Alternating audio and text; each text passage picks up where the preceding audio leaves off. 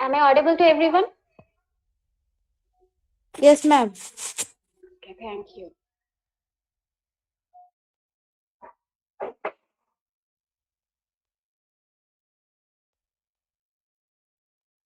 Good morning, everyone. It gives me immense pleasure to extend to you all a very warm welcome on behalf of Midnapore City College, who have clubbed all of us to today's webinar, Contemporary Issues and Role of Geography. The study of geography, by its very nature, covers a range of contemporary issues and events. These are the issues and events that are in the news. They are issues and events that are discussed and debated widely in the community. Contemporary geographical issues and events have both a spatial and temporal dimension. They might, for example, be a local community-based issue, such as a development proposal that is the focus of people's attention for just a short period of time, or an environmental issue that affects the whole planet, for example, global climate change, so which may be of concern for generations. Because people have different perspectives or points of view on issues, they will often disagree on how they should be addressed. Disagreement is often healthy as long as we respect the rights of others to express views that we might not necessarily agree with. Being able to identify and evaluate such points of view greatly enhances our own decision-making process. This is what makes the study of geography so interesting. So, to make our experience more enriching and much more interesting, today we have with us Dr. Sarveshwar Praharaj, Assistant Professor, School of Geographical Sciences and Urban Planning, Arizona State University, Professor Ramkrishna Maite sir from Vidyasagar University, Dr. Monoranjan Ghosh, Postdoctoral Fellow, Ministry of Housing and Urban Affairs, New Delhi. Now, to officially start our program, I would like to request Principal of Midnapore City College, Associate Professor Sudipta Chakraborty sir, to kindly deliver the welcome address. Over to you, sir. Good morning. On behalf of Midnapore City College, I am welcoming to all speakers and all delegates of this webinar. Actually, we are our college is in very nourish phase. Actually, 2017 it has started its journey. Actually, it is in a remote place of Midnapore district. This is Jungle Mahal, situated in the Jungle Mahal area, and we have developed different department in our college. Actually, we have 19 PG and UG department, and there are different paramedical courses, and we have research center, and we have started our journey. And our director, Dr. Pradeep Ghosh, his effort is very warm effort actually. After that, we got this type of educational institution in that remote places, and our geography department, it is a very good effort for them. They have arranged a webinar, and Dr. Praharaj, especially thank you for this session, and you have joined this webinar, and other delegates, Dr. Maiti and all, thank you.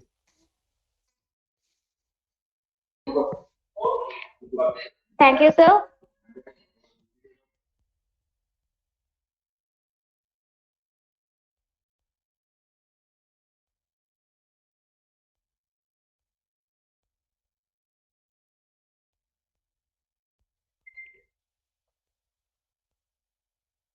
Thank you, sir. Thank you very much for officially inaugurating our program, and thank you, sir, for giving this welcome address. Now, I think we are going to start our technical session. In this session, we have 3 lectures. First lecture will be delivered by Dr. Sarveshwar Praharaj. Dr. Praharaj is the Associate Director and Assistant Research Professor at the Knowledge Exchange for Resilience, School of Geographical Sciences and Urban Planning at Arizona State University.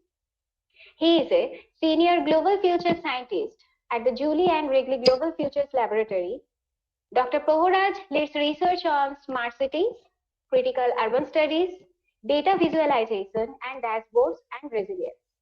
He engages in research-led interactive teaching and learning pedagogies in urban planning and geographical science. During his professional years at CFT University, Dr. Prohoraj has consulted for clients such as the World Bank, Cities Alliance, the Global Land and Tools Network, and Government of India also. Dr. Prohoraj established and coordinated the Australia-India Smart City Knowledge Exchange Network. He was also an assistant professor and coordinating head of the Urban Planning Department at Lovely Professional University, Punjab. Dr. Proharaj received his PhD in Smart Cities from UNSW Sydney through International Postgraduate Research Scholarship and was awarded 2 master's degrees in urban planning and geography. Dr. Proharaj sir, I, on behalf of Midnapore City College, welcome you in today's webinar and thank you, sir, for giving us your valuable time. So, over to you, sir.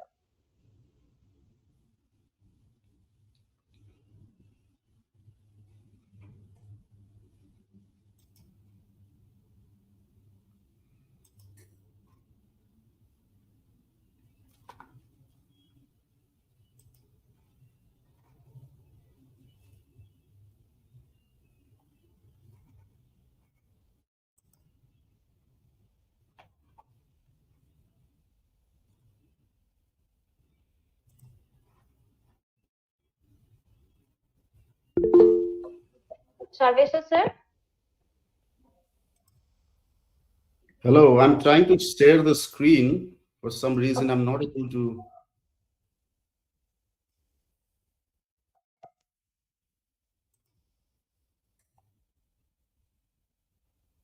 I'm trying to share the screen, but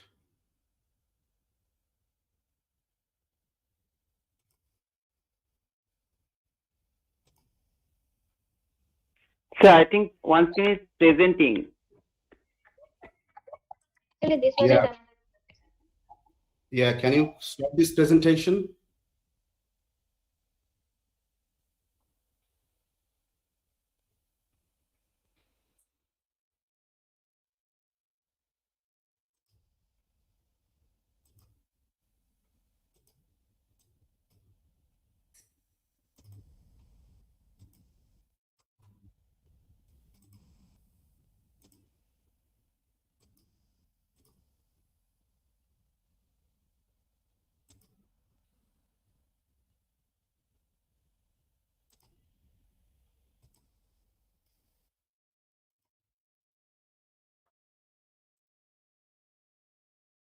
Can you all see my screen now? Yes, sir. Yes, sir. Yes. Do you see the PowerPoint? Yes, sir. It is visible now. Okay, thank you. Thank you. I think that was the issue, that parallel presentations. Well, Yes, visible. yes. Can you Start. see my videos? Hello. Can you all see my videos and the slides all right? Yes, sir. Yes, sir, sir. both All are the slides are visible. Okay, thank you. I just wanted to ensure, many times with these online presentations and interaction is complicated, but thank you for this opportunity. Geography is my home. I started studying undergraduate in geography and master's in geography in Kolkata, and then, that's where the journey started.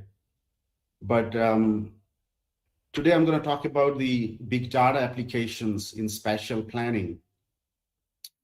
And this is, I think, a very interesting and timely topic for geographers and the profession of geography at large. Thank you for the generous introduction. I think I don't need to go through it. Somebody has already told where I'm based at, but I'm primarily based at the Arizona State University, and we are based in the School of Geographical Sciences and Urban Planning. And so, as you understand, this is a very interesting time. And this department is one of the very unique and very few university departments that brings together geography and planning in one school. And you can see the kind of topics that we deal with: computational spatial science, spatial and economic analysis, transportation planning, and of course, urban design and city making.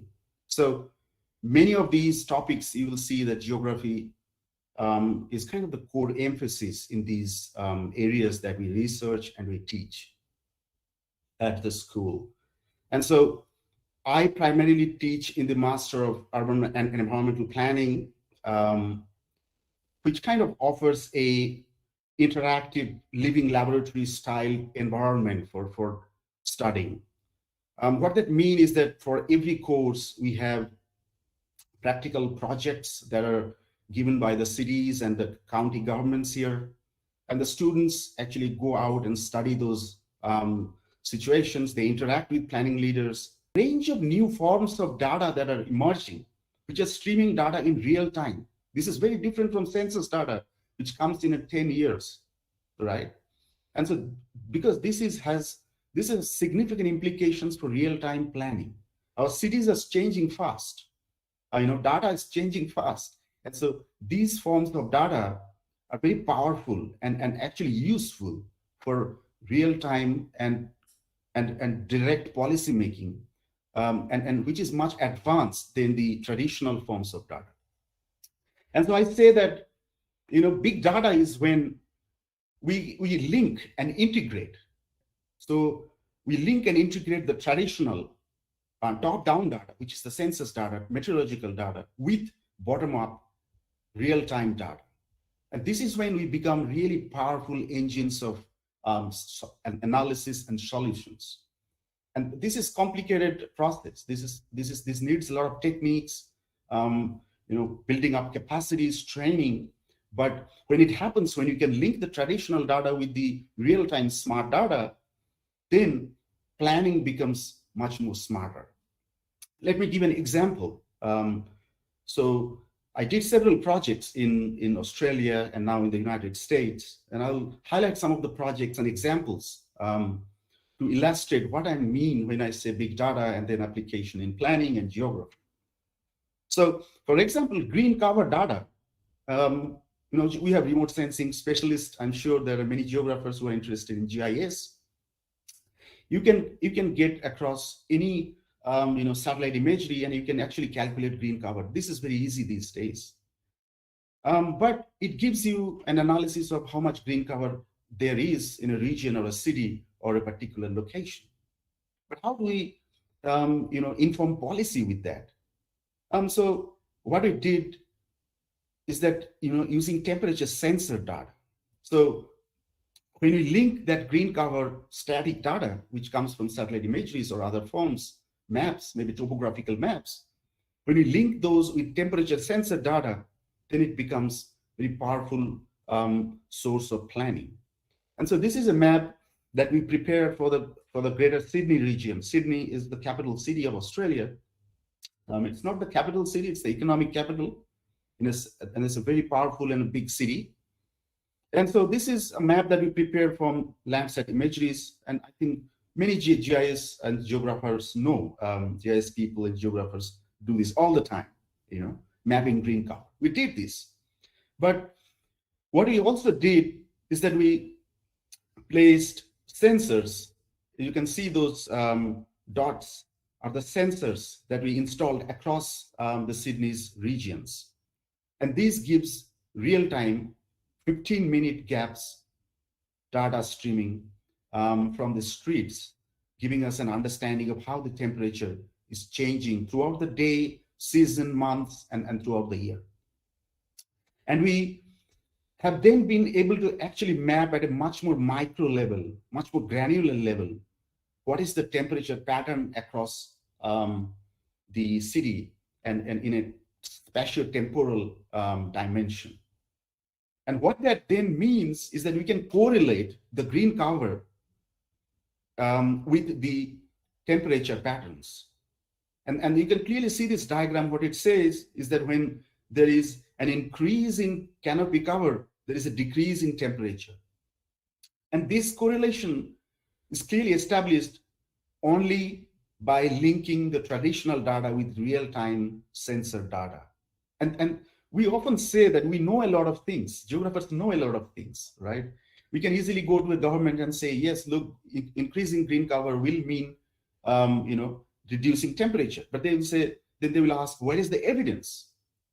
And big data enables us to bring that evidence, to inform policies, to make research applicable to a wide range of situations. And then we develop this vulnerability index where we can clearly see here that which are the regions, which are the micro areas, neighborhoods where this temperature is very high because of less green cover. And you can see from less to more vulnerable. And then the government can clearly see where is the value in this project. And they funded us. And so that actually led to the development of green grid strategy across Sydney, where they, kind of created interlinked, connected green space networks, connecting these hotspots or the temperature hotspots for long-term vision of reducing temperature, cooling down cities, which has a lot of health and well-being benefits. Can you all hear still? Are you still with me? Everybody just checking. Yes, sir. Yes, digital. Okay, Yes, thank you. Thank you. Well, let me then go back to one of the projects that I did here. Can you all see the screen changed? Yes, sir. Yes. You can see a website, right? Right? Yes, sir. Okay. Yes, sir. Okay. Thank you. Just checking. So this is some of the projects that I did last year, right here in Maricopa County in Arizona, United States, where I collected 100 years of temperature data from the local meteorological office. I know geographers do study climatology, and this is one of the core subjects. I studied in my undergraduate and graduate program. By the way, I studied from Calcutta University. I did my master's from Calcutta University in geography. So we studied climatology all the time. And so this is one of the visualization that I developed. And you can see here, 100 years of temperature, actually 118 years of temperature data. I have collected data from the meteorological office from the time immemorial, from the beginning of when they started collected data. And so you can see here what is happening here is that all these 118 years are located within these brackets of months. So from 1902, 1936, 1961, you can see how the temperature is increasing in the city of Phoenix here in Arizona. And you can clearly see which are the months where the increase has been significant. And if I change the max temperature to minimum temperature, you will see this change is much more significant. Minimum temperature is the nighttime temperature. And this is a semi-desert environment here where I live and this university is located. And you can then also change other cities, for example, Tempe, and you can see the change is slightly different. And this is very simple in visualization, but there is tremendous volume of data within this diagram. And more so, what I was able to do is create a median difference to understand when is the temperature started to rise significantly above the median.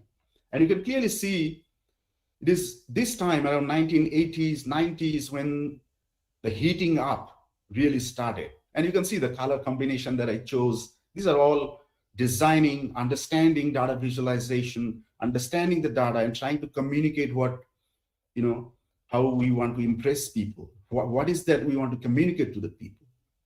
And so these are kind of the cooler tone temperature, and this is kind of the reddish gradient, which shows higher temperatures. And you can clearly see the deviation from median is significantly high over the last 10, 20 years.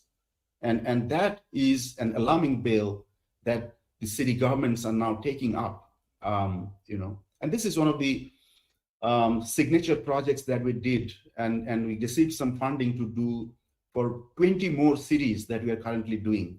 So then we could demonstrate the value of this data, value of this visualization. Only 3 cities, but then now we are doing 20 cities with new funding from the government. Can you see the slides now on? Thank Yes, you. sir. Thank you.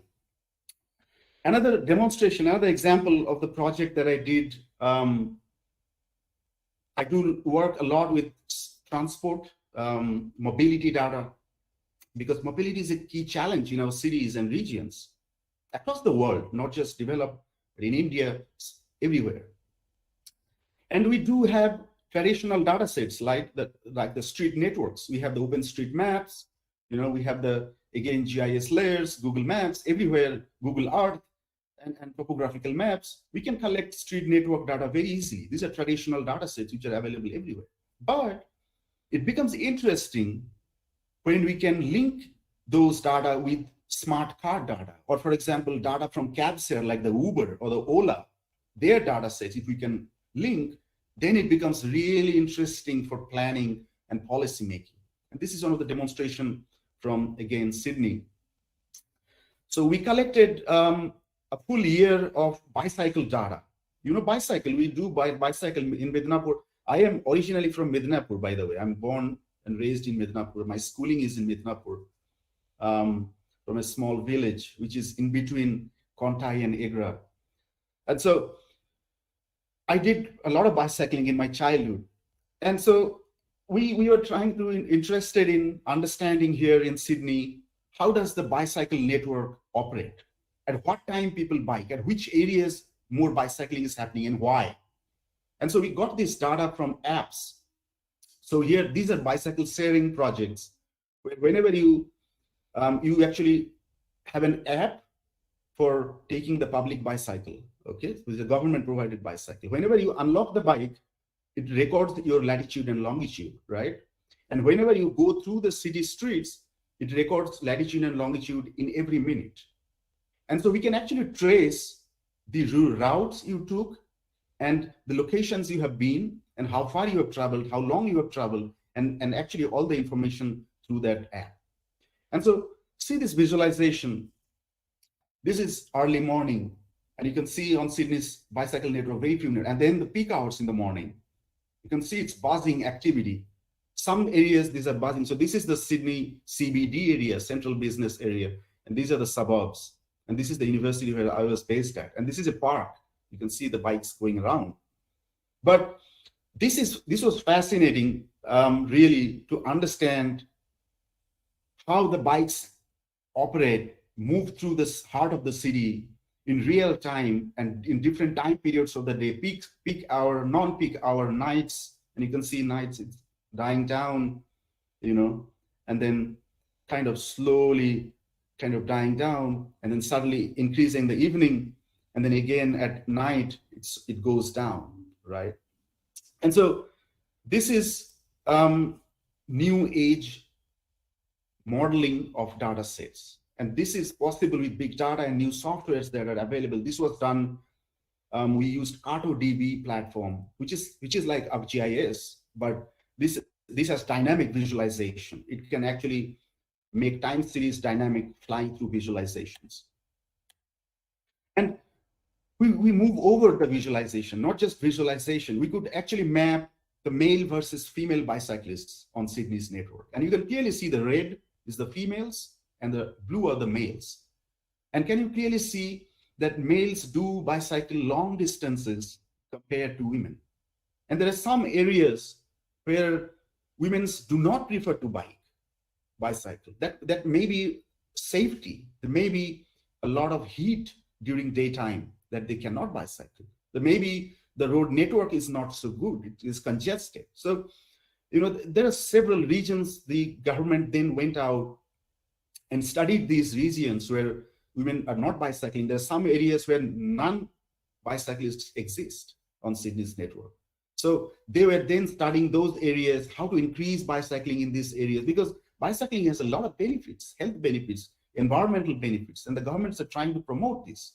And so these kind of data were able to highlight what policy they can make in future. more so we use the smart card data. So for example, in Delhi, when you go in metro, you have a smart card, right? In Kolkata too, I think you have a smart card. And I think many places, many cities are coming up with this smart card system where you have one card where you go to bus or train or metro, you use the same card. But when you punch this card, it actually gets your latitude and longitude, and all the data is recorded in the backend system. And so we collected all those data for several job centers in Sydney. So these are the job centers, 2, 3, 4, 6, 5. Those are the job centers. And then we plotted those journeys that people made. And you can clearly see from which direction people travel. These are 30-minute travel, up to 30 minutes. And you can see from which localities people travel to this center within 30 minutes. And we also mapped the 1-hour journeys, that from which locations it takes actually longer to make those journeys to this job center. And so this is important because in developing countries, and in fact in India too, the cities are trying to reduce the journey time, because more time on the street means you are not giving enough time to your family or work or to your recreation, to your own life. So reducing time in journey is very important. And so you can clearly see here, some job centers have a lot of time spent in travel. In fact, more than 60 minutes. This is not acceptable in a developed country context. And so then they went out to prepare policies for new metro connections, faster transits in those areas where travel is much longer at current point, And so we are not just, I'm not just doing this analysis, but working with the city governments and stakeholders all the time. Because most of the time researchers do a lot of stuff, but they always stay in the labs in themselves. They need to go out to the community. And so this is the lab which I managed in Sydney. And here too, I'm managing the lab as the associate director, the data lab. And so what we did was that we brought together stakeholders for each of these projects. We allow them to play around with those navigations and dashboards and visualization that we make, so they can test, they can see the value, and they can collaborate with us in making new solutions to the city problems. And the outcome was this, where the government actually in Sydney made this city of 3 cities, where all these 3 cities can be connected within 30-minute travel radius, which is aspirational. I'm also part of the Plus Alliance. A Plus Alliance is a group of 3 global universities, ASU here, King's College London, and of course UNSW, where I was based at before. And so these 3 universities have put in a lot of funds to allow us collaborate with like-minded researchers from these 3 universities in developing new global solutions. Through that, I am continuing to do a project which is called RAISE, which is called Rapid Analytics Interactive Scenario Explorer. It is good at this point because most of you are geographers, to highlight this project because it has a lot of geographic component. And this project is being implemented in Sydney, Phoenix here in US, and of course London in the United Kingdom. So these 3 universities are working together on this project. And so now, what is RAISE? RAISE is primarily, a project where you are trying to understand how can governments value capture from provision of new infrastructure. So for example, if the Midnapore City Council tomorrow identifies 5 new bus stops, then what will happen? Because of those new bus stops, the property value will increase, right? And most of the time, what happens is that the benefits goes to those private landowners. But how will the government invest so much and not get back anything? So these tools, what they will do is that before putting those infrastructure, the government can actually in the back end use this tool to identify how much value will increase from the provision of new bus stations or metro stations or a new park or any new piece of infrastructure. So this actually can model and estimate the value, and so that government can actually tax some of those landowners who are benefited significantly from new infrastructure. So what did we do for this project? We digitized all land parcels in 3 cities, London, Sydney, and here in Phoenix. All land parcels digitized, and all the history of land parcels, when it was sold, when it was bought, how much was the price, how much is the area, okay, how many bedrooms, how many bathrooms, all data sets for each of those parcels are digitized through GIS. And we also brought in all the zoning. You have the zones. All cities have their zones, identify which are the green, some are commercial, some are high density, some are low density. And so all those zoning data were also digitized and brought together in one platform. FSR, the building heights and developable area, all those data were also coded, height of the building. So several data layers. And you can see these are basic GIS stuff. We brought in all those layers. And we also brought in some of the control layers or the negative influencers to property value increase. For example, flood-prone areas. Okay, flood-prone areas is a major negative determinant to property rise. Crime rates. You can see the second map is a crime rate. And so we brought in all the negative layers as well, which would influence the property price. And then we implemented a hedonic model. I'm not sure if you are aware, there are spatial regression approaches readily available these days where you can actually compute the impact of various indicators on a piece of property. And so we used both the OLS models and also the GWR, the geographical weighted regression models. And so what we did was that we calculated the impact of several indicators on each parcel within these three cities. So you can see location to library increases the property price by $278 when it is 100 meters closer, right? So these are weightage we calculated from the geographical weighted regression and the OLS models. And so we identified all these different factors to location to school, location to swimming pool, industrial zone, some are positive, some are negative impacts, but that is all coded within the model. And so then what happens is that when I try to locate a new piece of infrastructure, for example, here, a light rail station, when we located that, this is like a tram station, and then it rapidly calculates the value uplift for all the properties within that radius, right? That is considering all those existing data layers, that zoning, existing valuation, existing property characteristics, existing neighborhood characteristics, positive influencers, negative influencers. It is calculating all those aspects to come up with an analysis of how much uplift you can get from locating a new piece of infrastructure. This was a transformative project. First time in the world we tested this. And then we did also a 3D demonstration model where you could locate multiple pieces of stations or infrastructure to see on a citywide scale what would be the impact of provisioning of new infrastructure. And you can clearly see it will give you also a value of how many properties are within that area, what is the existing price, what is the uplifting price, the new price after provision of infrastructure. And so this gives immense capabilities to policymakers then to identify how to develop the policy for development fees, taxes, and all that mechanisms so that they can get more revenues and channel those revenues for new infrastructure. This is a positive investment cycle that it creates through this value capturing mechanism. And also we applied this model on rezoning.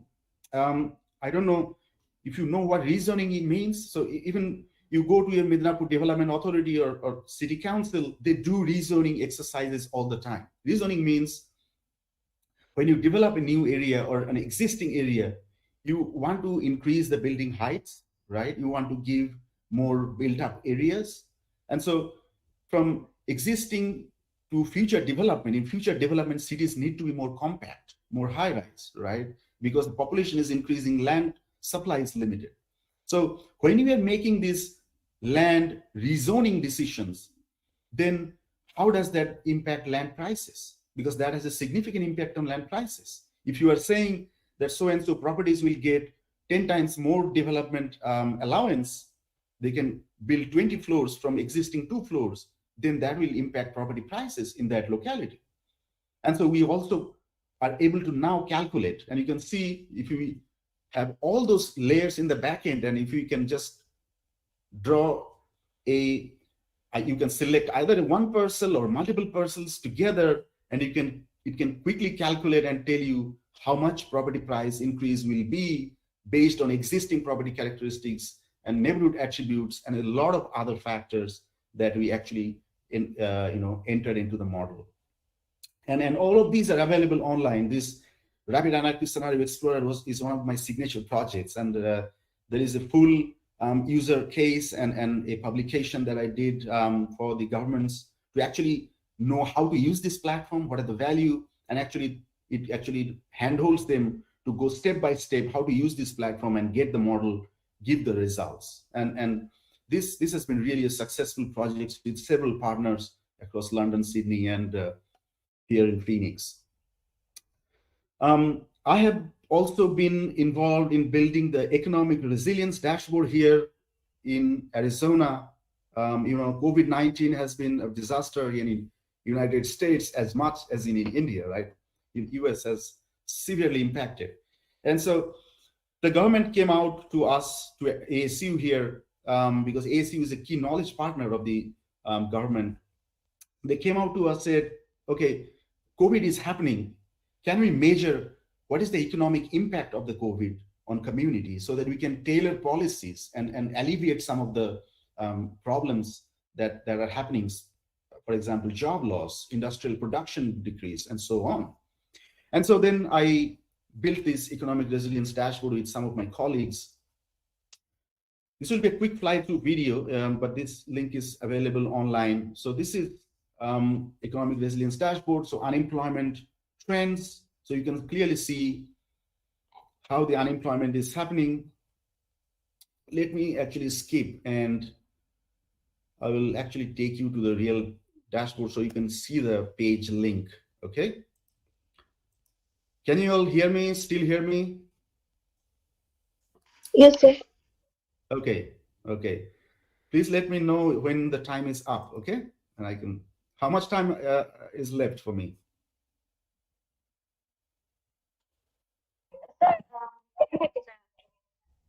Sorry, I cannot hear you. 35 minutes left. 35 minutes, okay, oh, a lot of time. Thank you. Okay, so you can see the screen again. So this is economic resilience dashboard. This is the real page. So this, you can see the link so that you can go ahead later and navigate this. So unemployment rate, this was one of the major concern, right? Because during COVID, lockdown happened and several people are losing jobs. And we were able to clearly map that in an interactive dashboard here. You can see the unemployment rates over time. We took in data from February 2018 and then mapped out. And also, you can change over different cities, counties. If we choose another county, the diagram will automatically adjust and it will give data for that particular region. You can change year, you can come to 2021 to see how it's happening. Maps, we spatially mapped which locations are having significant unemployment rate. And we can actually go down this time slider. This is time slider. We can change and go back to previous months, years. We can drag and quickly go to another month. And you can clearly see the value, right? I mean, you come to, let's say, 2020, March, April, and you can see it's suddenly significant job loss, because that's the time when COVID really hit badly, right? And so these are very interesting interactive environment that I designed this dashboard. And unemployment insurance claims, this was another significant way. So how the governments actually supported job loss people, the people who lost jobs, they were supported with monetary assistance. And we also mapped those data, how many people from which backgrounds, race, ethnicity, which, you can see some doctorates also lost job. Which industries had significant job loss. These are very granular real-time data. This data updated on a weekly basis. You can see this is a weekly data set. Every week we update this data, and you can clearly see which are the sectors. Leisure and hospitality lost a significant amount of job. Even, you can see education and health services lost a lot of jobs during COVID. And so it remains a significant challenge. We map the factors such as food scarcity. During COVID, people are not able to go out to buy foods, and food scarcity was a major issue. Okay, housing eviction, because people lost job, they're not able to pay rents. And we could map every week's data to highlight what is the trend going on and how can governments work with these communities to help them in dealing with this situation. And so this dashboard has been really well accepted here and celebrated project here in Arizona. And we have been doing this for over 1.5 years, maintaining, updating this data, significant amount of job, but a lot of satisfaction when this kind of work actually helps communities to make decisions. Can you all still hear me? Just checking. Yes, sir. Okay.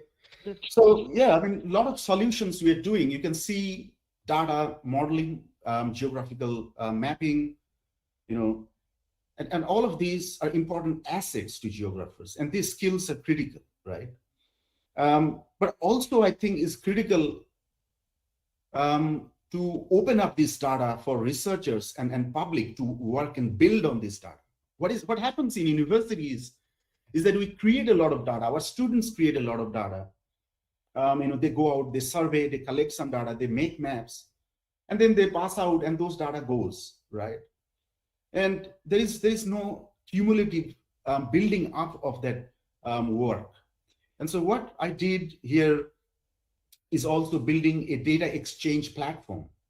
So this is a data sharing hub. Whatever projects we did, whatever projects I have done, other colleagues are doing, all of the data sits in this platform. This is an open source platform. What means is that people from across the United States, across the world can actually download this data for free, whatever data we are creating, and build on those data. And this is really a new style of scholarly production, that we do not just create data to keep that in our laptops or you know, hard disks. This has to go out. This has to be shared so that others can see, others can build on that work, right? Because one person cannot solve the problems that we're facing. We need to do it collectively. And so this platform, as you can see, is called Data Exchange. And this is again the data theater that's here in ASU. And you can see several layers of data. You can see economy, climate, and several layers of data, documents. We have 40 users within the university who are contributing this data. And you can see all the maps, all the data layers that I just shown that we use in several projects are given out free for public to see, to use, and you know, these are all open source projects. This is built in GeoNode, another open source project. Very important that we harness the power of open source software that is increasingly available, and geographers should be, I think, at the forefront of using and leveraging these open source softwares for creating assets, sharing, and helping the scholarly community to grow.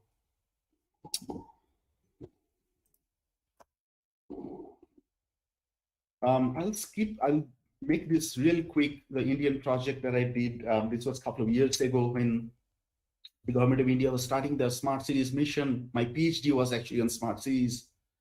And so what I did as part of the PhD was build a platform for 100 smart cities, collecting data from 84 different indicators. And these indicators were things like, you can see, mode share in public transport, you know, how much percent of households have access to tap water, how much percent has electricity connection. So all these data indicators for 100 cities I collected during my PhD, and I mapped in a platform, and you can clearly see it visualizes and compares these 100 cities across these indicators, one indicator at a time, and also multiple indicators. So the platform has the ability for users to select multiple indicators. And so that gives immense possibilities for actually policymakers to actually see which areas the cities have strengths, where they have weakness, where new projects and investments should be tailored. And I actually used the R language. It's a coding language that I use to cluster these 100 cities to identify that across these 84 indicators, which cities are at which level of development. And you can clearly see there are 4 different clusters emerge, and these are the city names. What these 4 different clusters mean is that they are at different levels of development based on the data points across these 84 indicators. And you can clearly see some cities, which I found as leading cities, that they're doing well in most of the indicators. Some cities are doing really bad in most of the indicators. I call them edge cities, right? These are some nomenclature I gave during PhD. But you can see on the map, these 100 cities, there is a regional association of how they perform. Because you can clearly see cities here in Haryana and Punjab, Himachal, they tend to perform very similarly. The cities are located in a specific state environment, okay? There are state policies, city policies. Several cities here, as you can see in Bihar, Chhattisgarh, West Bengal, they perform very similarly because their cultural background, demographic background, how they govern is very similar. And so that impact in how they perform is very similar. Very interesting outcome through this. Again, same pattern here.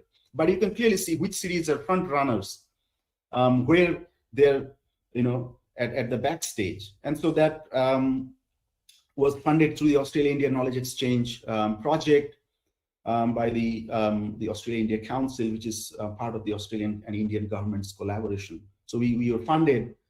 I was funded during my PhD to do this project, and significant engagements happened, with the Smart Cities Mission, with the NIUA, and I did 3 workshops in Sydney, New Delhi, and Chennai, bringing together these stakeholders to really disseminate my findings. So again, very important, whatever we do, we need to engage with policy influencers, change makers, so that these lessons can be taken out to the public, that can be adding value to what people are doing on ground. And again, this publication went through where we submitted this document to the Australian government, which used these documents, which inspired from this document to create actually the Australia-India economic, they have an economic agenda where Australia will collaborate with India. And so they identified smart cities and the areas we highlighted as key areas where they will collaborate, and they will create new funding where researchers can work on these areas. And so this is very interesting. We're not just doing it, but we are creating new opportunities for academics and governments to collaborate. And of course, I pioneered the Living Lab in Pune through the Plus Alliance 2019, 2020. A lot of engagements happen developing this Living Lab. So I'm going to end here. What are the key messages that I think I'm trying to communicate? There are several projects, several things I shared. The key takeaway is I understand, and you all know, that our cities and regions are changing very fast. Okay, our cities are growing rapidly. India is urbanizing fast, and that brings together a lot of challenges of urban management, policy making. Understanding space and cities are very complex today because of these changing environments. And at the same time, we are having a trend where the types of data and the modes of data production and the volumes at which the data is coming out and the granularity and scale and the temporal nature is changing dramatically as well, right? And so with these two phenomena, which is imminent, is the time is here for the geography profession to change. I mean, geographers can no longer be, in their cozy room trying to use the same old methods of data analysis, same old sources of data. We need to engage with big data. We need to engage with geospatial technologies that are available today, open source, closed source, whatever they are, because they are critical in planning new ways of planning and solutions, and of course, securing a prosperous future. That is critical. If we stick to traditional methods of data collection, just the surveys, just the census data, they're important, very important. But we need to move ahead as well. We need to look at what are the new and dynamic sources of data available? What are the new tools, software, programming, new source of GI science that are coming out that you can leverage to understand and explore those data, right? And so this is going to be very useful. And that I think will kind of get inspiration from what I see is called post-democratic city. We all say that in Bengal, democracy is at play, right? We always talk about politics. We talk about democracy. India is the largest democracy, and US is the oldest democracy. But democracy is not enough, right? It's not enough. If you just say that, okay, you're making policies, you're democratic, it's good. But are we creating policies which are data-driven? Are we creating mechanisms to share the data, engage, collaborate, and open up the policy-making process? This is critical. We cannot be democratic at the same time our policies be driven by political ambitions, by mere speculations. We need to use these big data, new technologies to drive the policy-making process, and that which Sarah Barnes, in her famous book, she calls it post-democratic city in data-driven form. And so, well, at the end, I think it's the age of geographers. Geographers can no longer think and be in some paradise and think that software engineers will lead or IT engineers will lead this new data age. Well, data is for everybody. And nobody understands space, people, and geography is such a comprehensive subject. Like we know climatology, we know, human geography, we know transport geography. We study a lot of things. And so software engineers, IT engineers, they can decode data. But to link that data with policymaking, we need to understand this theoretical background, which geographers do possess. And so we need to leverage that, harness that, and not sit in this cozy room, but take on these new age jobs that are being created. Because I'm telling you, the sexiest job of 21st century is the data-oriented jobs. And geographers can no longer be left behind. We need to be in the race, get these techniques, understand how to work around these techniques, new training, new capacities needs to be built. And then that's the age of geographers, right? And let's embrace the new data, the new forms of analysis to live up the ladder. And please, anybody wants to understand what I just presented in those different projects, time is limited, so I have shown you several projects, but do feel free to please log into Google Scholar. All these projects are published and all my publications are in Google Scholar. You can download, you can study, and if you have any questions, please reach out to me. I'm always available. And if you do not able to download because some are proprietary papers, then please reach out to me and I'm happy to share those papers with you.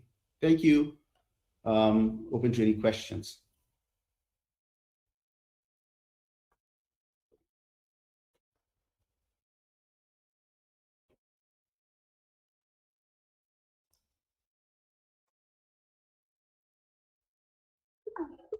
Thank you, sir.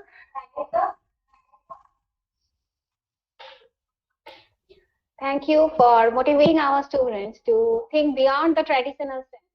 And thank you very much for giving your valuable time and sharing your precious knowledge with us. So now I'd like to request the participants to, if they have any questions, then they can ask them, sir. So can I question? Okay, so Rahul, yes, you can ask your question. Sir, Comfortable hole banglateও করো. sir, in that আমি কিছু বলছি না. Okay, ball. Sir, in the developing countries like India, there is a tendency to hide or influence the data in every level of data collection or planning. As a data planner, how can you deal with this type of problem?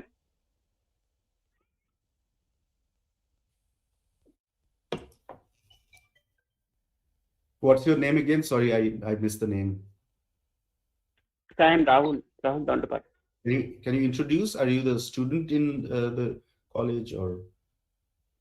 So I complete my master degree from Midnapore University last year. Excellent. Okay, thank you. It helps me to understand, So, Rahul, good question. Developing countries and parts of Asia, Africa, it is a challenging environment to get across those closed doors and firewalls to access the data. But let me tell you, I think this mindset is changing dramatically. Okay, just giving you some examples. Okay, just giving you some example. The data landscape, for example, I know there is a speaker on smart cities. Somebody is a smart cities fellow here. You will know that the government of India has launched several new platforms for this data exchange. Okay, sharing of data from cities and so there is data.gov, I know, and the census, the new census is also very useful. I know several new types of data would be available through that. But more significantly, cities are investing a lot, okay?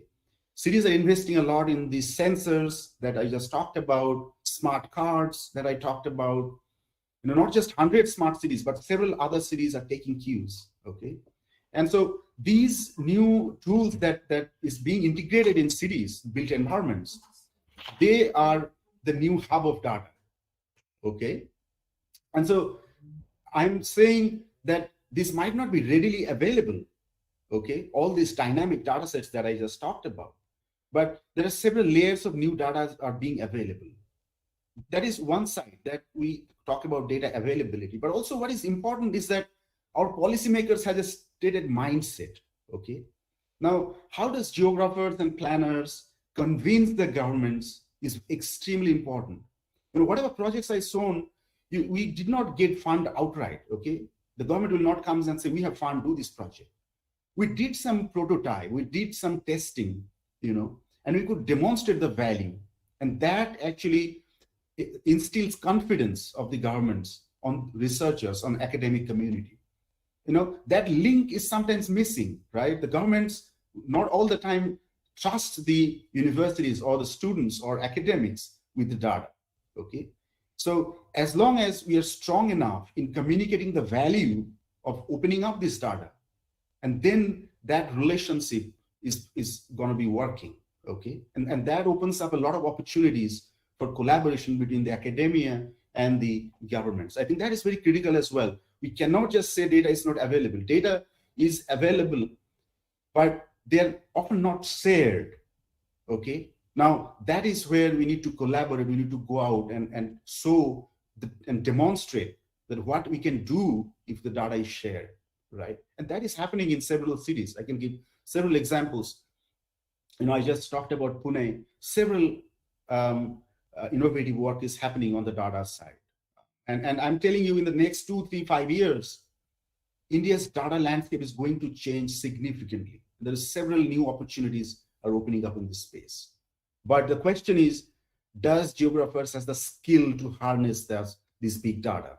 Or all these will be done by the IT or software engineers? Geographers needs to rise up, not just say that we do not have enough data.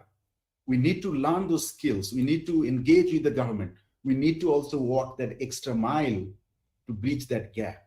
So that's, I think, the answer that I can have. But thank you for the question. It's a very interesting question. I myself faced a lot of opportunity long back. Sir, may I? Yes, please. Sir, how we can get data of suburban area or periphery area?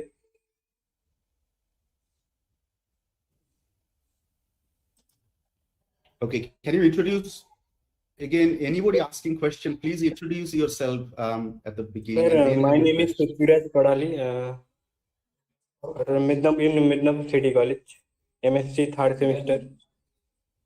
Okay, MSc. Okay, Prithviraj, you said urban data, right? Yes, sir. Yeah, it depends on what kind of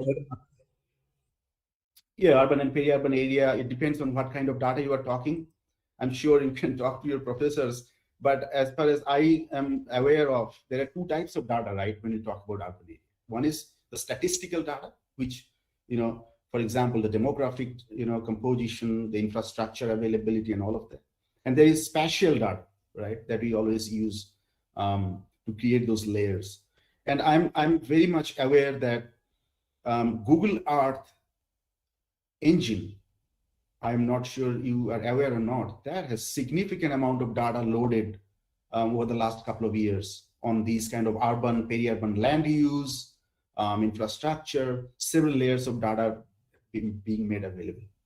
In India, I know the Bhuvan website, I don't know you ever again, the Bhuvan has several layers of data. I don't know that is of micro level or not, but I'm sure Google Earth Engine, if you can crack that, it is a big domain, right? Google Earth Engine. If you can actually crack the Google Earth Engine, how to work with that, you can do significant amount of mapping and analysis of change, time series analysis, land use transformations, and then you can model the future growth as well. So several layers of data are available through that. I hope that answered partly your question, but I'm sure your professors would be able to help you, handhold you for specific data needs. Thank you, sir.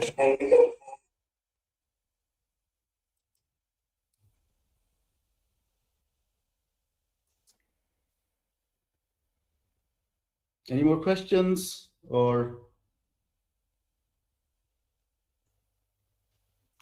Hello. Yes. Hi, this is Manoranjan Ghosh. So the India Smart City Fellow. So working at yeah. I think I have seen you sometime in IIT, right? I think we met in Goa in the World Congress of RSI. Yes, the RSI conference. Hi, hello. You were there, right? Yes. Yeah, I can remember you from the Goa conference. It is in the nice to meet you. The KK Birla campus. KK Birla campus in Goa. Yeah. I Okay. was like in second year PhD student from IIT Kharagpur. Right. Just moved here in Delhi. So very nice to meet you, although virtually. Yeah. So I like your presentations, and you are appreciating that Indian data landscapes. India going to be a one of the prominent country in terms of the data availability, digitally, both spatial and the other levels of data. I appreciate that you are. I appreciate that, and government is also doing, especially in terms of the smart cities.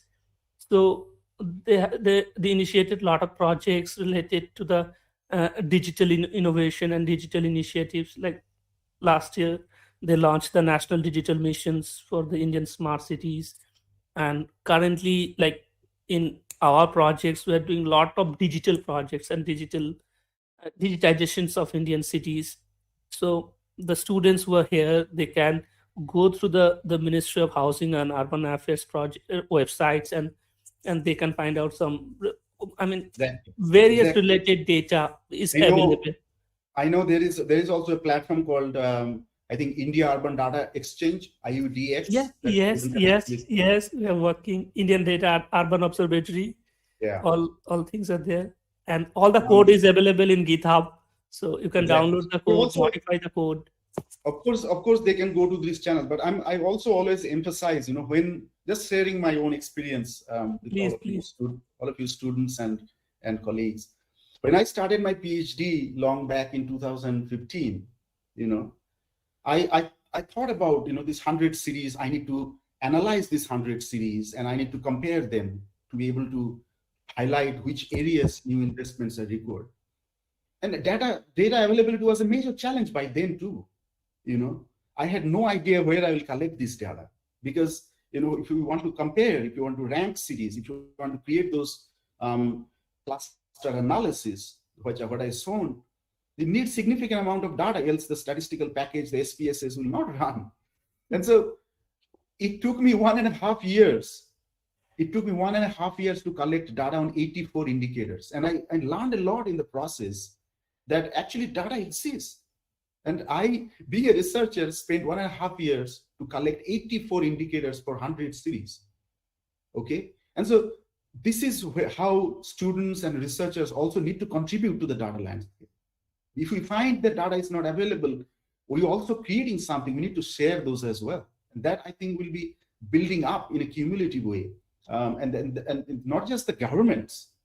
We often believe that governments will provide everything. what I shown at the end, when I say that the post-democratic city is not just about government coming out with all data, all things. It's about community, how they can contribute.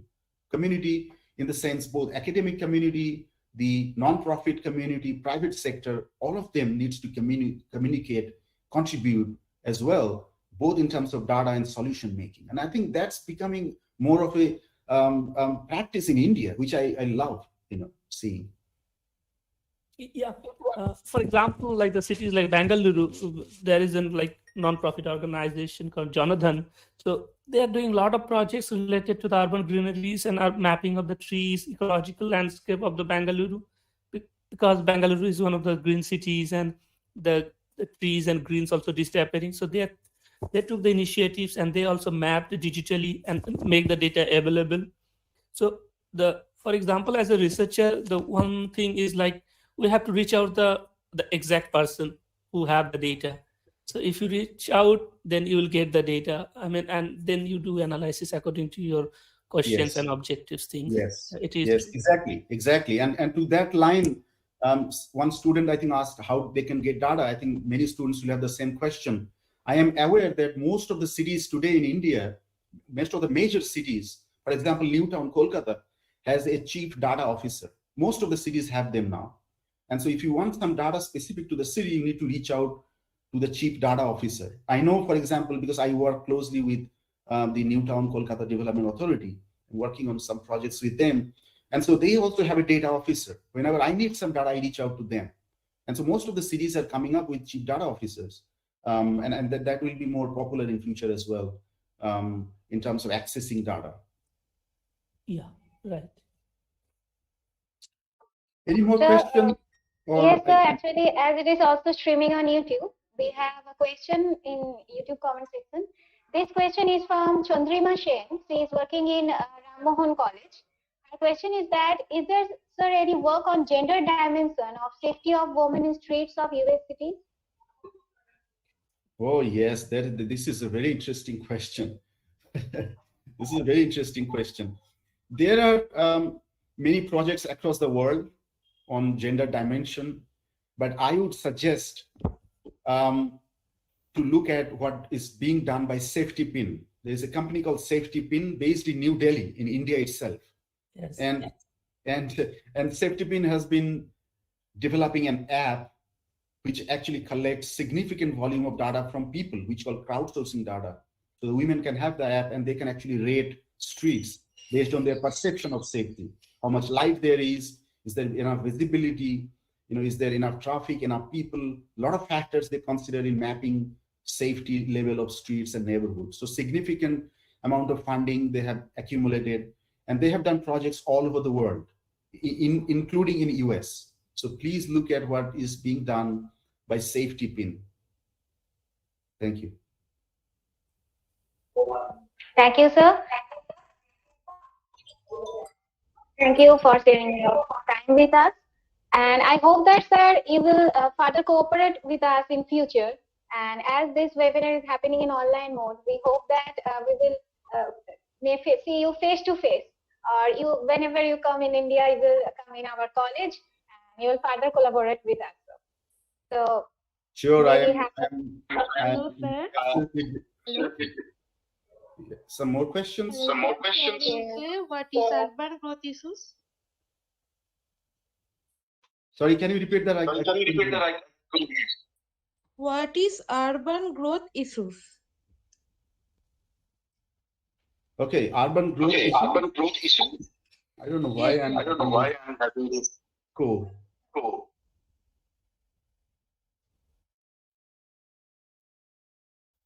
Can you all hear me? yes, sir, we can hear you. Okay, thank you. I think there was some issue with the echo. Well, urban growth issues are, urbanization is a process, right? And so that process is a two-way process, right? Some cities, what is happening is that they're growing outwards, right? The existing cities growing outwards. For example, the city of Kolkata, it continuously growing outwards because in an existing environment, the land is limited. the infrastructure is limited. So new land is required and the city is growing outwards, right? There is one kind of urbanization. The another type of urbanization that we see is where the rural to urban transformation, right? Where small villages or large villages, they're getting more population. And by then, as you know, the census of India, if the population goes over 5,000, then it becomes an urban area. And so the two-way process of urbanization where existing cities are growing out, and there is villages which are getting urban character. And both these type of urbanization has their own unique challenges of lack of infrastructure, planned growth, transportation, congestion. And I think these are environmental issues such as lack of open space, the formation of slums, in the poverty-stricken areas. And I think all of these, are signs of urban growth issues. So thank you, sir. We will thank you for your time. Now we will move on to our next lecture. And the next lecture will be our very favorite sir, Professor Ramkrishna Maiti, sir, from Vidyasagar University. Professor Maiti is presently professor in the Department of Geography and Environment Management at the Vidyasagar University, where he has been a faculty member since 2004. Prior to joining this university, he taught geography at Kurseong College and Darjeeling Government College. Professor Maiti completed his MSc and PhD at the University of Calcutta. His research interests lie in the area of advanced geomorphology. He has produced 11 PhD scholars till now and has written several books and many research papers, which have been published in reputed journals of India and abroad. He has completed many environment-related projects funded by UGC and ICSSR. Professor Maiti is also associated with many prestigious institutions and organizations like Indian Science Congress, Geographical Society of India, Institute of Landscape, Ecology and Acoustics, Indian Society of Remote Sensing Dehradun, Indian Association of Hydrologists, National Institute of Hydrology Roorkee, and Indian Institute of Geomorphologists, etc. So now I would like to request Professor Ramkrishna Maiti, sir, to kindly deliver his lecture. Over to you, sir.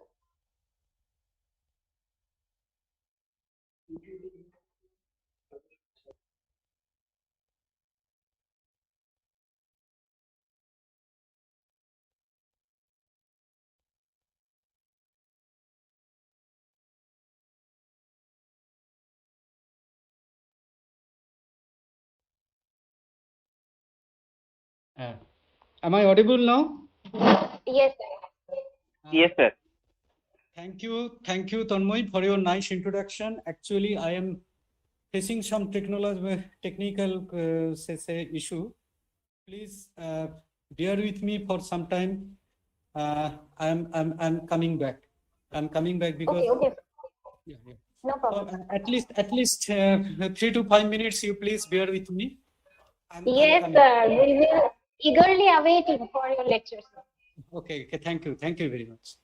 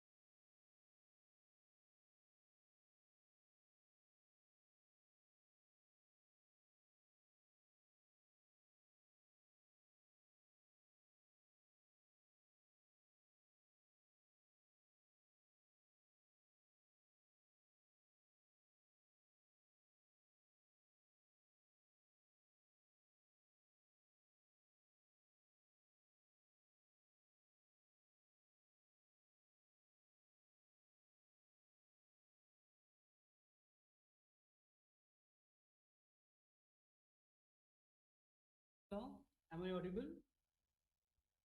Yes, sir, you are audible.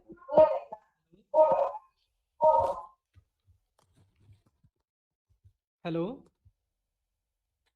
Yes, sir. Hello. Am I audible now? Yes. Yes, sir.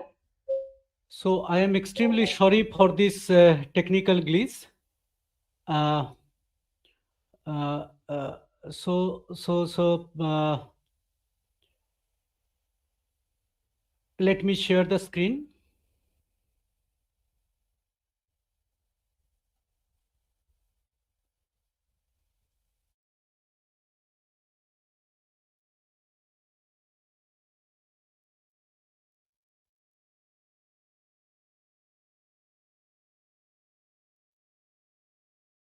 My screen is visible.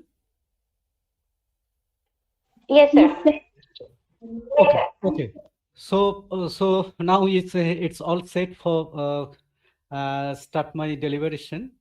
So at the outset, I like to extend my heartiest thanks and say my gratitude to the college authority, Midnapore City College, for inviting me to such a prestigious lecture. And in the morning, I was hearing say Dr. Sarveshwar, who was very nicely say deliberating and explaining the need for data analysis, spatial data management, and how we can bring our classroom to the direct need of the society.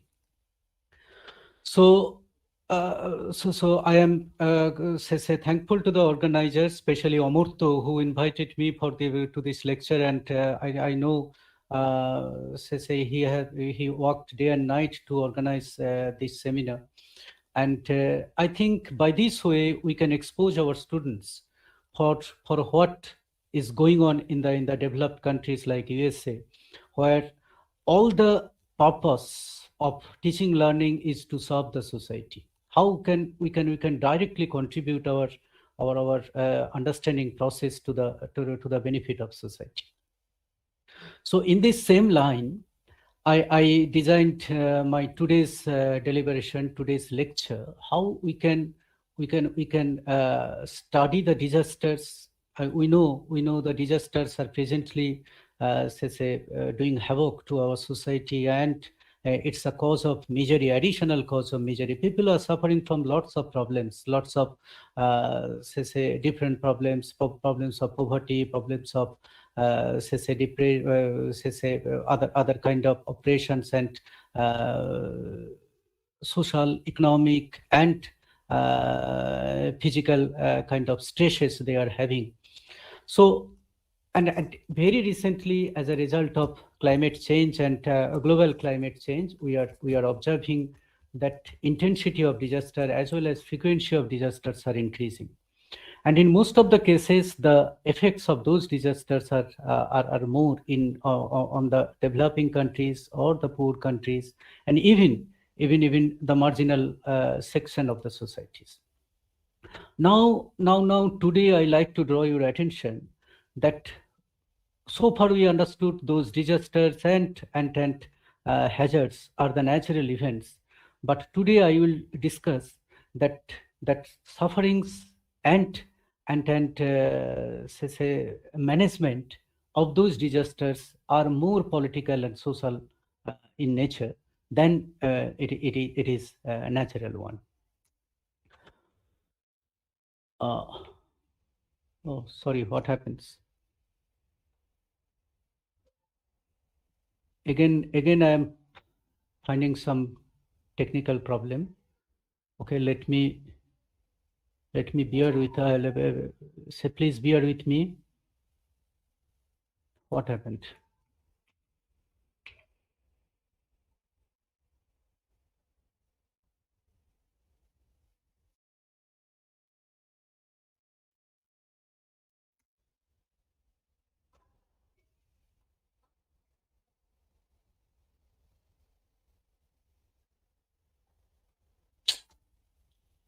Oh, yes. So I am in line. No, you can hear me. Yes. Okay. If we take flood as an example, then our entire domain of teaching, learning, research, and management depends upon the approach, how we can visualize, how we can treat this problem of flood. If we treat it from the positivist or technocentric approach, then we will go for the discharge estimation, magnitude frequency analysis, forecasting, modeling, mapping, and we will go for the master plan for construction of dam, embankment construction, diversion of channel, retention storage. So entire work are say based on the techniques, instrumentations, and very say technocentric approach, technocentric say works, pursuits. But if we believe in social and humanistic approach, then we will try to explore the level of sufferings out of those hazards.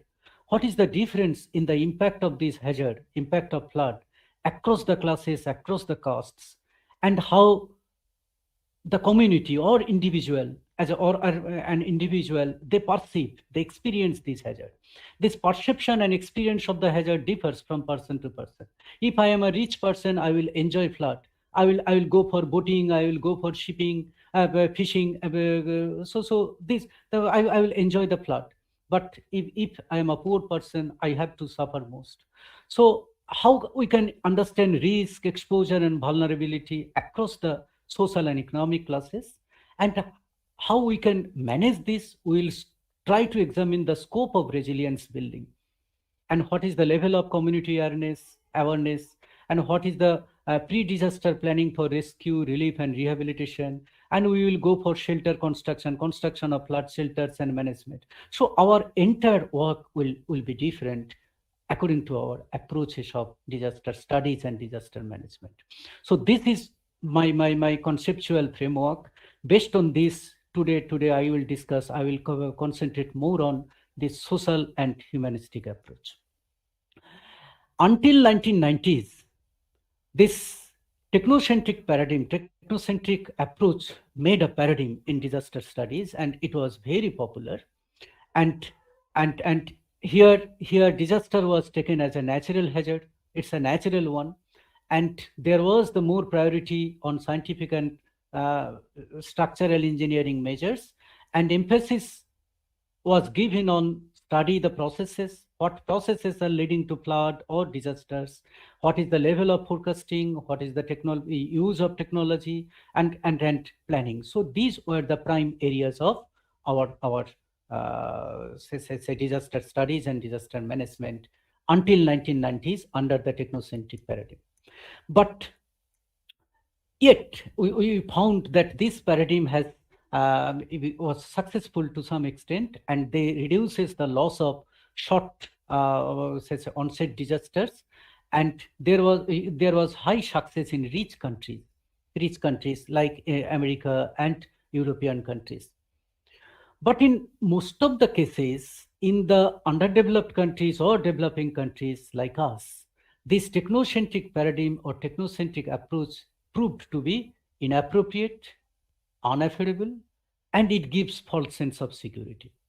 Let me discuss one by one why it is inappropriate. Actually, you know, Sundarban areas were reclaimed by the construction of embankment, and that technique was borrowed from Netherlands. In Netherlands, since the beginning of 17th century, this process was practiced for reclaiming the polder land. You know the polders. So this is how they are building the embankments, and they are reclaiming land from the ocean, from the sea coast, from the coast, and they have built their habitations. So this is how they are managing this reclamation process.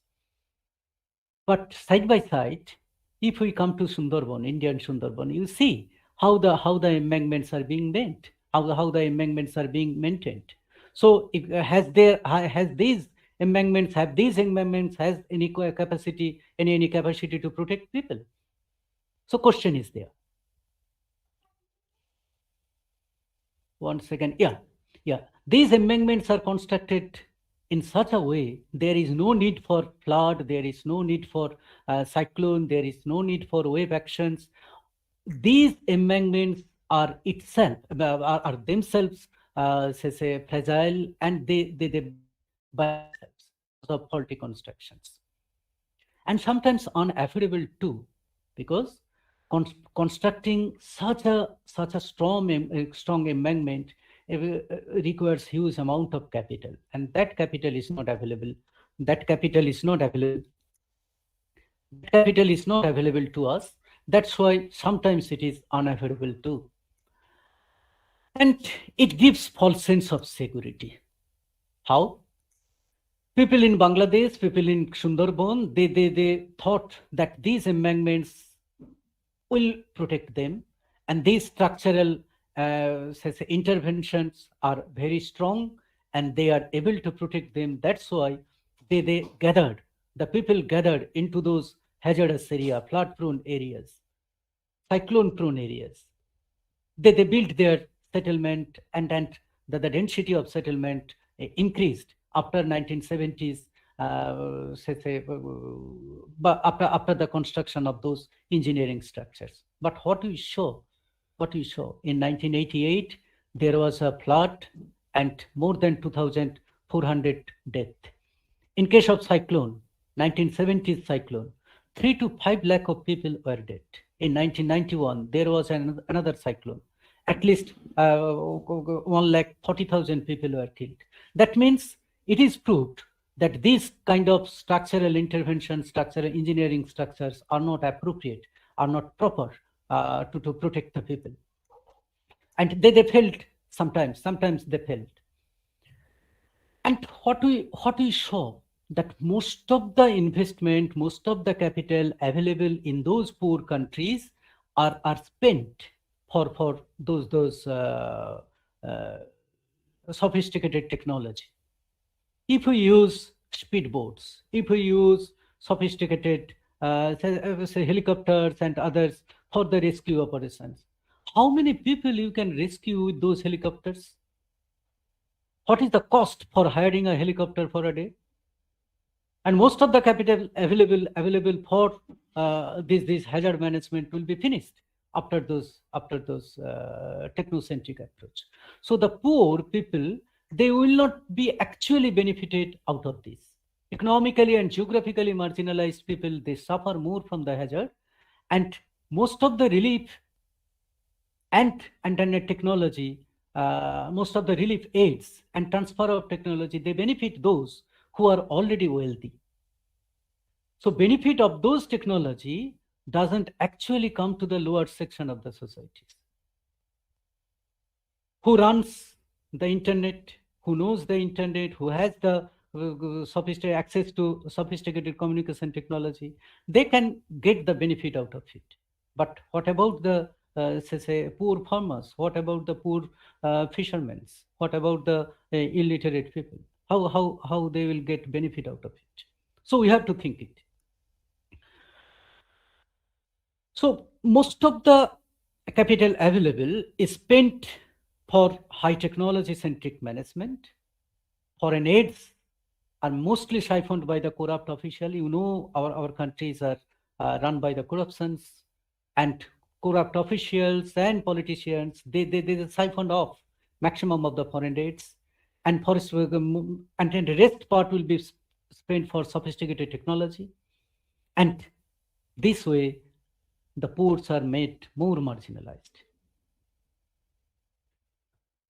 Now, if we think in a different dimension,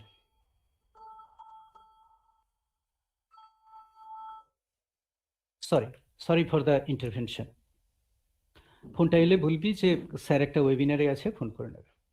So if we think in a different dimension, social dimensions, we see the disasters are more social than a physical entity.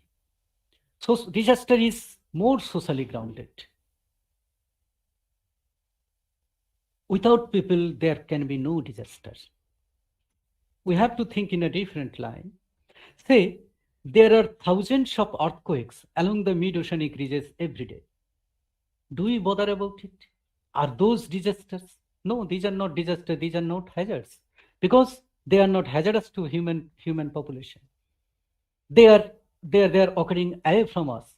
That's why these are not disasters. So if the people are affected, then only we call it disaster. So without people, there can be no disasters. And in case of disasters, what we show that poor people are more vulnerable than rich ones. And since 1997 up to 2000, 97% of all the deaths and 99% of all the affected peoples, they reside in poor countries. So from these statistics, it would be very clear that disasters are more socially grounded. Disasters are more socially grounded. And if we see the world structure of disasters impact, naturally disasters doesn't have any discrimination. They impact both the developed countries and underdeveloped countries, and in most of the cases, the cyclones and flood-like disasters, they concentrate in the tropical and in the tropical regions, in the equatorial regions, monsoonal tropical regions. But if you bring all the climates, all the hazards, earthquakes, tropical cyclones, volcanoes, and all the disasters together, you see throughout the world, intensity and impact of disasters are equally distributed. You please wait a bit. স্টুডেন্টদেরকে চিৎকার করতে বারণ করো তো বলবে sir is in a seminar সবকে ঘরের মধ্যে ঢুকতে বল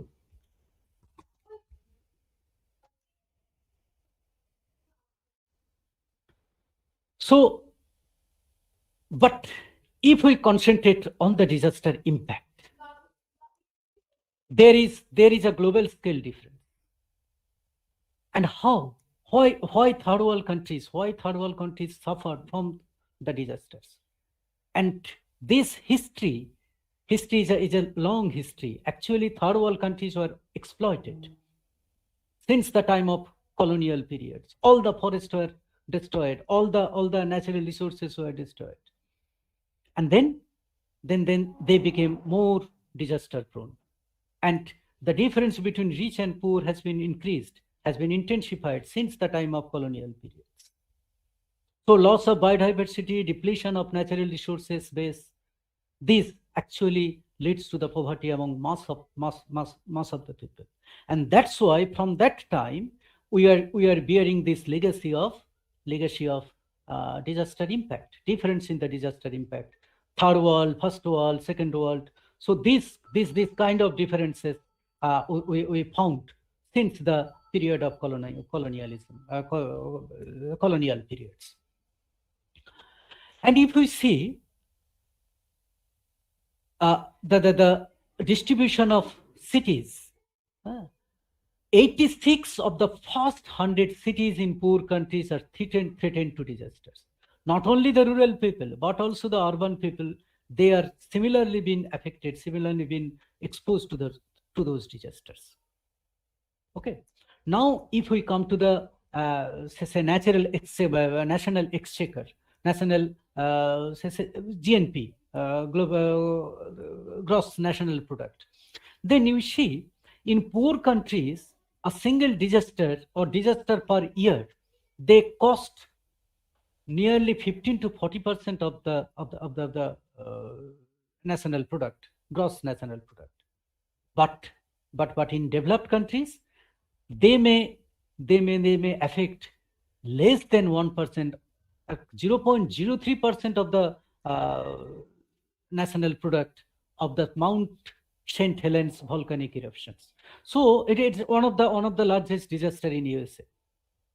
They affected only 0.03% of GNP, but in case of poor countries, 15 to 40% of the GNP was affected or lost by a single disaster. So here lies the difference between the poor and rich countries. Severity of the impact of disasters depends upon you. Who are you? Which section of the society you belong to? what is your level of economic development, and what is the level of access to resources. Disaster don't strike the people in the same way. Please note it. Disaster don't strike the people in the same way. Poor and marginalized people suffer more, who are not equipped with technique, who are not resilient to cope with these disaster impacts. Older people and women, they are also more vulnerable to the disasters. Why women? I can give you one example. Bhola cyclone of 1970s of say Bangladesh. এই দরজাটা বন্ধ করে দিত। Bhola cyclone of 1970 of Bangladesh. They killed 3 to 5 lakhs of people. 3 to 5 lakhs of people. And you will be surprised to know that most of them were women. Why women? Because in spite of repeated warning, women were not allowed to leave their home during night due to social customs, due to the social and religious taboo. And cyclone came, and most of those women who stayed in their houses were killed. So this is how severity of disaster impact varies from society to society, across the gender, and even across the economic classes. Some examples that we have already given. Yeah, cyclone Bhola. 3 to 5 lakh people were dead. I have already given you these statistics. And social taboo restrains women to leave their home after cyclone warning, and massive women death were recorded in this event. Guatemala earthquake, which occurred in 1976. More than 76,000 were injured, and 1 million people were homeless. You know who were affected? The persons who built their houses along a ridge valley. And he was shot dead. And there are lots of such examples how the politics are involved in reliefs, distribution of relief, and even recovery. Same physical intensity may leave the different impacts. There are two examples. Honduras hurricane occurred in 1974, and Cyclone Tracy occurred in Australia in 1974. They have almost same wind speed, same physical intensity, but causality differs. In Honduras, death was recorded 4,000 to 8,000, it varies. And in case of Australia, causality was only 49. And there was huge amount of capital loss, 350 to 450 million US dollars. And why? San Pedro Sula Valley of Honduras, it was actually say forest areas, but this forest was cleared for banana cultivation, for plantations by the planters coming from USA, and they shifted the while huge mechanization was introduced, then the poor laborers who came as a migrant in those areas, they shifted up to the marginalized areas, slopey areas, which are more prone to landslide and soil erosions.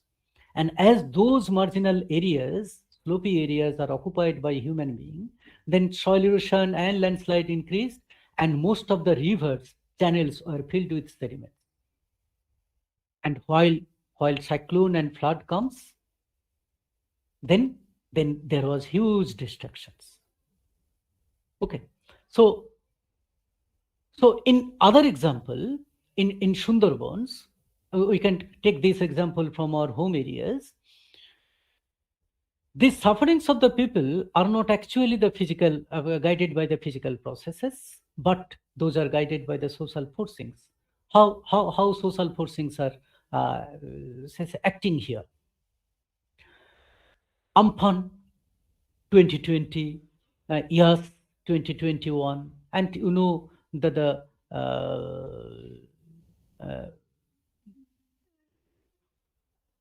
several other cyclones.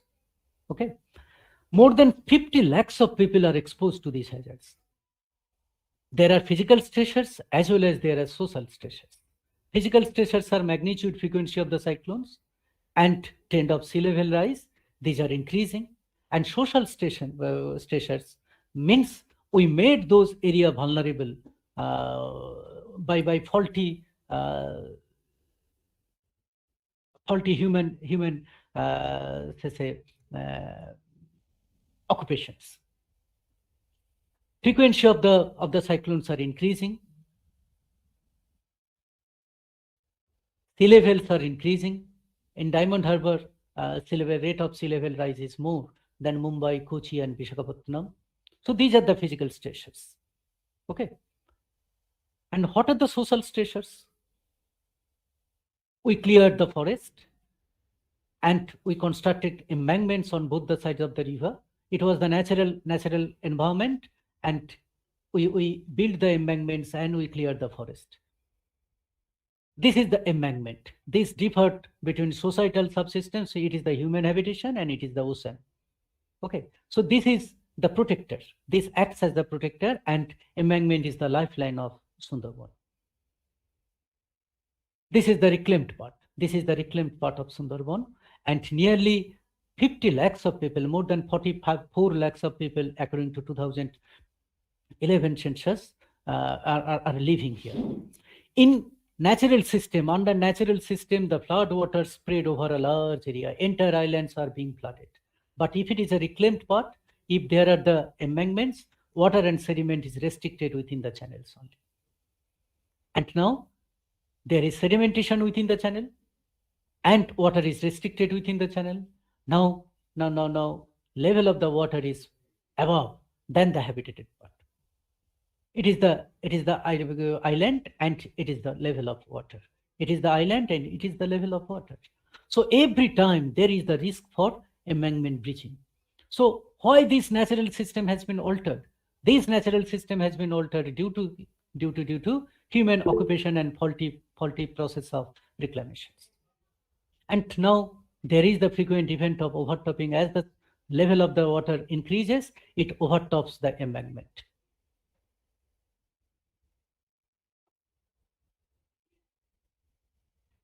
And while water overtops, it breaks the landward side of the embankment, and while the water returns in the low tide, it breaks the other side. Then within 6 to 7 hours, entire island has been, entire embankment has been vanished, obliterated. So the complete destruction of embankment was observed for say kilometers after kilometers length. So people are now exposed to the ocean. Even due to huge sedimentation within the channels are becoming dried up, and people they are occupying lands from the river bed, and river is internal drainage system has been totally been separated, and they occupied land within the channel also. Such a huge and wide channel is now transferred into a narrow channel. It is left only, and all those areas are being occupied. So this is the drainage decay. And what happens to this? This much, more than 235 million cubic meter water holding capacity has been reduced in these Sundarban areas. Now, if there is additional water through cyclones, storm surge, and flood, then that water could not be accommodated within this drainage system, and this water floods, this enters into this habitated part, and saline flood and embankment breaching, embankment destruction occurs. So who is responsible for this? Is it natural force? Is it a natural process only? No, we the people, we the men, we are responsible for this. So this assurance process has been shifted to a new dimension, and which is irrecoverable. We couldn't recover the original process if we say withdraw those amendments now. F-dominated system. Previously, it was a F-dominated system, and it has been transferred into a flood-dominated system. Okay, channel beds are elevated. Sediments are trapped inside the tidal creeks, and that increases the tendency of overtopping. Okay, and drainage decay is the result. Now, in conclusion, how we can conclude that these disasters are socially grounded. We have to give more emphasis on social processes for disaster studies and disaster management. And there is a complex web of relationships. It's not a very simple way of relationship. There is a complex web of relationship between hazard and the societies, and we must know these character of relationships. For every society, this relationship is changes. This relationship differ from society to society. So we must develop the plans, society-centric plans, society-specific plans. And effective disaster management, our disaster management planning should be based on our detailed understanding of both physical processes as well as social processes. So with this, disaster is an interface between extreme physical events and vulnerable human population. So human population, we have to know about the character of this human population, and at the same time, those extreme events. So there should be a synergy between physical and social processes in understanding hazards. Okay, and this understanding is unique. Places are unique. So we should prepare a site-specific management plan, and we have to give more emphasis on the resilience building by understanding those societies. So thank you very much. Thank you, sir. It's a privilege hearing your lecture, sir. And we are very honored that you have taken time out of your very busy schedule and get your consent in joining our webinar. And thank you again, sir, for sharing your valuable knowledge with us. So if you, sir, give permission, then we will take any questions, if you give us your consent or permission. Actually, 2 or 3, because our students are waiting. They came from long distance for the classes and offline classes. So I have actually from 11 a.m. Our class was there. Yes, we can take 1 or 2 questions. Okay, thank you, sir. So participants, if you have any one question, then we will only take one question. So if you have any question, then you can ask. Hello, sir. Yes. Sir, I have a question. Yeah, please. Sir, how does development create disaster risks? Actually, those developments should have a synergy with existing environment. We cannot destroy the environment at the cost of development.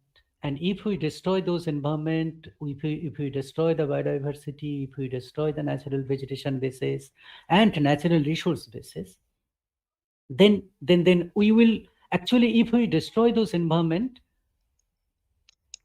our marginal sector of the societies who are actually depending on those natural resources, they would be affected first, and ultimately the effect will be accumulated on them. As the time will pass, they will suffer more and more out of those destruction of the natural resources. Okay, and even the intensity of this intensity and duration of those frequency, duration of those hazards, they are quite related to those natural resources, especially vegetations. Okay, sir. Thank you very much. Yeah. Any more?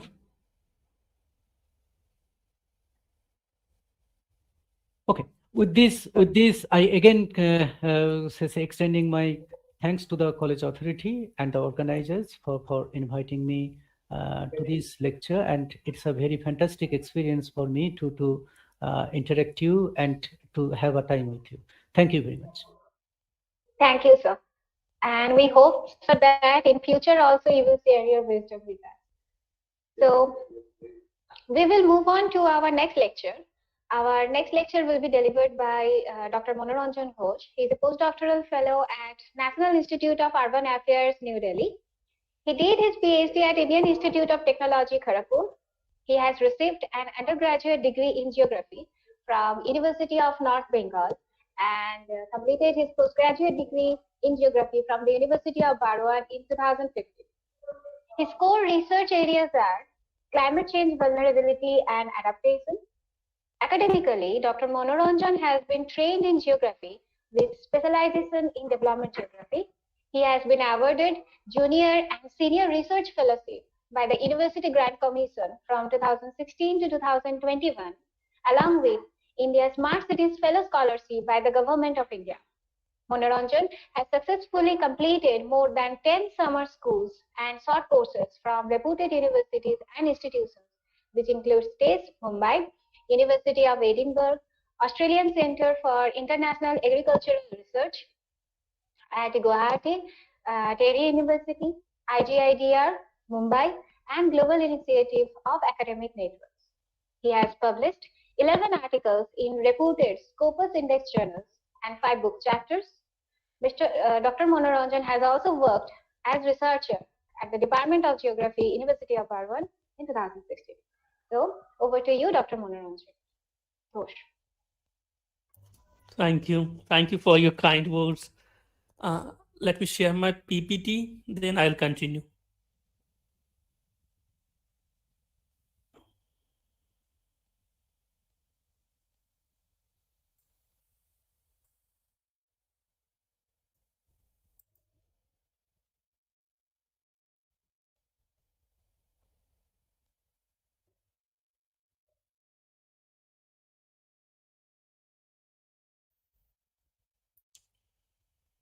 Is it visible?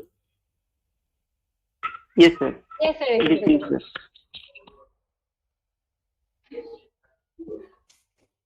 Hi. Good morning and good noon to you all, and thank you, Amurto Pani and other organizing members for giving me the opportunities to just share my work and share my knowledge with you. And it is a delighted that you invited me. So I'll continue, but before continue, that today I'll speak on again the theme like visible and invisible determinants of climate change vulnerabilities in rural India. So from the rural perspectives, I'll discuss, I'll share the what is going on in context of the climate change scenario, and what are the main factors which are visible, but some factors which are non-visible, but which are extremely determining the scale and level of vulnerabilities in rural India, especially. So before going to that, I'd like to just contextualize that today's theme, that contemporary issues and the role of geography. So as I have been academically trained in the disciplines of the geography, both in undergrad and the postgrad levels, but then I moved to development studies and climate change studies now in the climate change context issues in context of the urban India. So presently the world is facing the three big crises, which is climate change, other is the radicalizations problems in the different parts of the world, and other is the rise of the new power, and especially for the China and other countries, and at the same time the global geopolitical balance problem, and the Indo-Pacific is becoming very much the war zone. So in context of these, so I will particularly focus on climate change and why geographers are important and why geography is important in context of just reducing and building the more adaptive capacities and reducing the level of vulnerabilities and risks in context of climate change. So without geography, understanding the geography, we can't do that. For and I'm happy to share that in geography across the world, geographers are contributing in climate change research, as well as the developing the new resilience and the planning dimensions of the climate change, how we mitigate the climate change. For examples like the one of the, I mean, in IPCC, if you follow the author list, so in the vulnerability aspect, most of the authors are the geographers. Unfortunately, in IPCC report, very few geographers from India contributed, but globally, geographers are the dominant in terms of the vulnerability research. So these are the people. I just shared some book slides here, book, that these are the people who are contributing and theorizing and giving the theoretical foundations in context of the climate change vulnerabilities and understanding the climate society, understanding the climate adaptations issues. For example, like the Mike Hume, Neil Adger, Casperson. Then we have K. O'Brien. These are the people and these are the book names. So I just want to share these slides because to just contextualize the role of geographers and contributory issues. The climate change is one of the burning issues in today's world. So yeah. So now I'll focus on my particular talk, which I am going to present on in context of, especially in the rural Indias. So before going to that, so I'll present, see what is vulnerabilities and why vulnerability studies is important and why we're studying the climate change in contemporary climate change, especially if you look at the contemporary climate change in the today's world. So the study between the human societies and the climatic parameters, different, for examples like the temperature and rainfall is very much important. As you all know that the philosophy of climatic determinism, that our all actions, both the economic and the socials, are determined by the climatic parameters. And this is not called as the climatic determinism, but in terms of the Mike Hume, who argues that in terms of the contemporary climate change, both the human societies and its relations with the physical environment is become more the climatic reductionist approach. So in terms of the global climate change in particular regions and the local scale, we are affecting at a local environment based on our local the landscape and the local dynamism, the socio-political dynamisms. In India especially, we are vulnerable countries. So we are vulnerable countries because the large number of the people lives in rural India. So due to that, this rural people depends on the monsoons, and fluctuations in the monsoon is a delay or the early arrivals of the monsoon is affected the agriculture productivity. When it affects the agriculture productivity is in rural India, so it also affects the human rural well-being, both in food insecurities and the accessibilities of different other resources, because the farmer sells the agriculture products and they earn. But if there is an early or delay arrivals in the monsoon, so their earning also, affected. At the same time, both the natural resource extensions, means that the people in rural Indias, we are highly depends on the different kind of natural resource and an ecosystem services.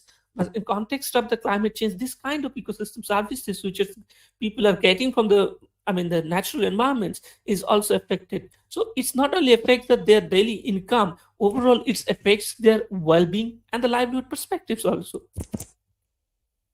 So in India, we have these are the 4x4 sectors that we have the 4 regions, like the Himalayan regions, Western Ghat, and the northeastern regions and coastal regions, and the 4 sectors like the agriculture, forest, human health, and water. These are the 4x4 matrix areas which affects the most in context of the contemporary climate change.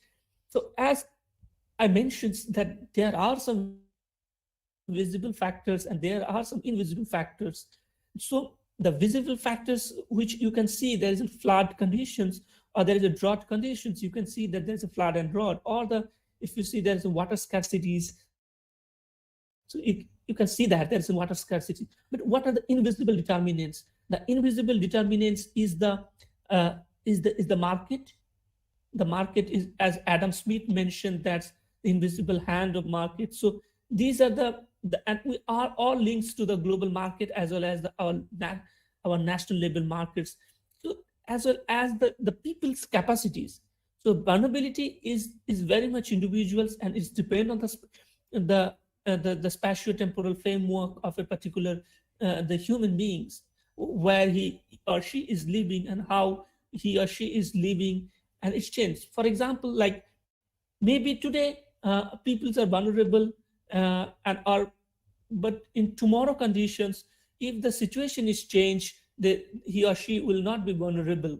So these are the invisible parameters as well as like the socio-demographical structure. So in terms of the socio-demographical structure, like the caste systems and time, the rural, I would say the poverty ratio, this data actually shows that in some parts of the India, the poverty ratio, the multidimensional poverty as well as the bold absolute rate of poverty is increased slightly in the recent year. So these whole conditions, that rural sectors is like the agricultural backbones of the country, as well as the rural the dimensions that the unemployment is increasing, the consumption rate is decreasing.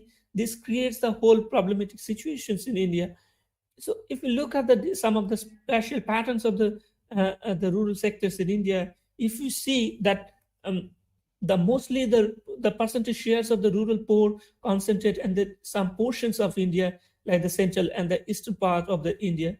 So, but generally, when we like general perceptions of the populations is that when you talk about the rural northeast India's the vulnerability conditions in northeast India, we generally consider as the low infrastructures and the peoples are poor. But if you see the percentage shares of the poor in this map, you'll see that the northeast, the percentage shares of the poor people in a district wise, the northeast regions is the less poor is in the northeast regions and in the southern regions, but mostly concentrate in the states of Orissa, Chhattisgarh, Madhya Pradesh, Bihar, Jharkhand, and some portions of the West Bengal and the eastern UP. So when you talk about the Uttar Pradesh, basically in a spatial domains, like the western UP and the eastern UP is totally different in terms of the poverty ratios and the number of the people who are living in the below poverty levels. And if you see the district level shares of the agricultures, I mean the shares of agriculture in the gross domestic products in the district levels, we see the in terms of like the states like the Rajasthan, Punjab, and the Uttar Pradesh, Madhya Pradesh, and the Chhattisgarh, and even like Telangana, Andhra Pradesh, and some parts of the eastern Maharashtra, the agriculture shares is very high. It shows that the people in these areas are their income, their well-being are very much dependent on the rural things. That means the agriculture and the rural farm and non-farm both activities.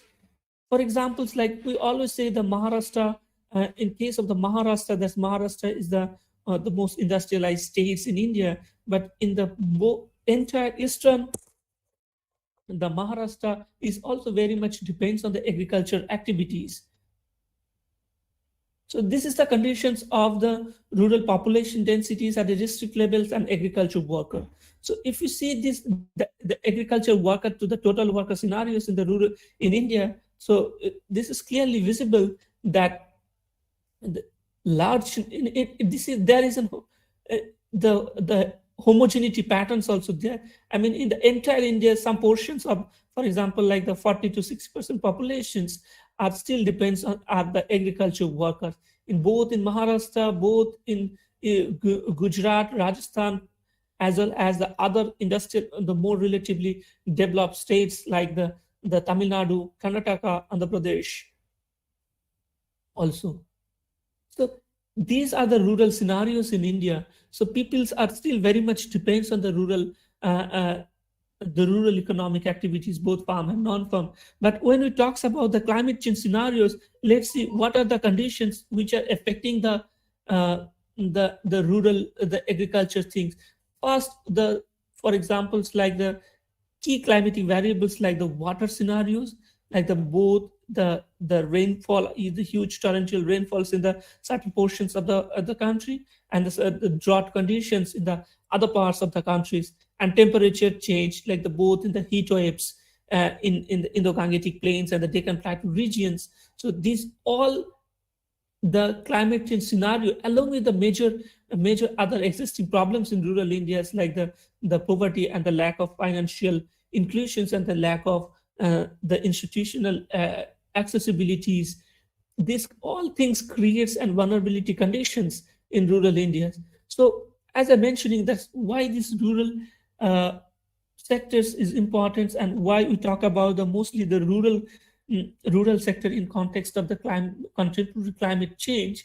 So there is a theory of rural. We need to understand the theory of rural change is that.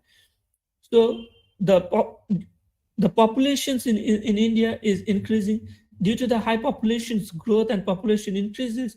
We cut down our trees, we create the deforestation, and this deforestation leads to the soil erosions, as well as this kind of demographic change is also creates some problems in the ecosystem services. So the ecosystem services are also reducing day by day due to the increasing of the populations. And this all over increasing of population, ecosystem services creates the other kinds of problems, like the health related problems and the huge water crises. And these three parameters, along with the parameters which is very important, that's the lack of loss of traditional knowledge. In rural Indias, we are losing our traditional knowledge or the people knowledge, which is very much important to save the nature as to sustains our ecosystem services. But when we lose our knowledges, this all things creates and problems. Not only problem, that creates the huge change that is we call the rural change. And this kind of rural change in context of the climate change is creating more vulnerable conditions in rural India.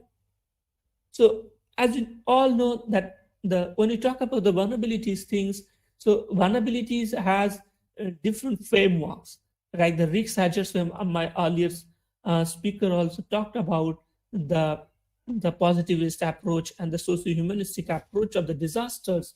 But when we talk about the vulnerability conditions in context of the climate change, we have the main three major approaches framework. The framework is the risk hedge framework, when you consider the vulnerability still as a very much the natural events. But other framework is like the social constructivist framework. When you talk about the social constructivist framework, the social parameters like the genders, caste, religions, and the marginality, economic marginalities, these are the parts of the social constructivist. So when you look at the lens of the social constructivist, the vulnerability is different. The group of vulnerabilities is different. The class of vulnerabilities is very much different.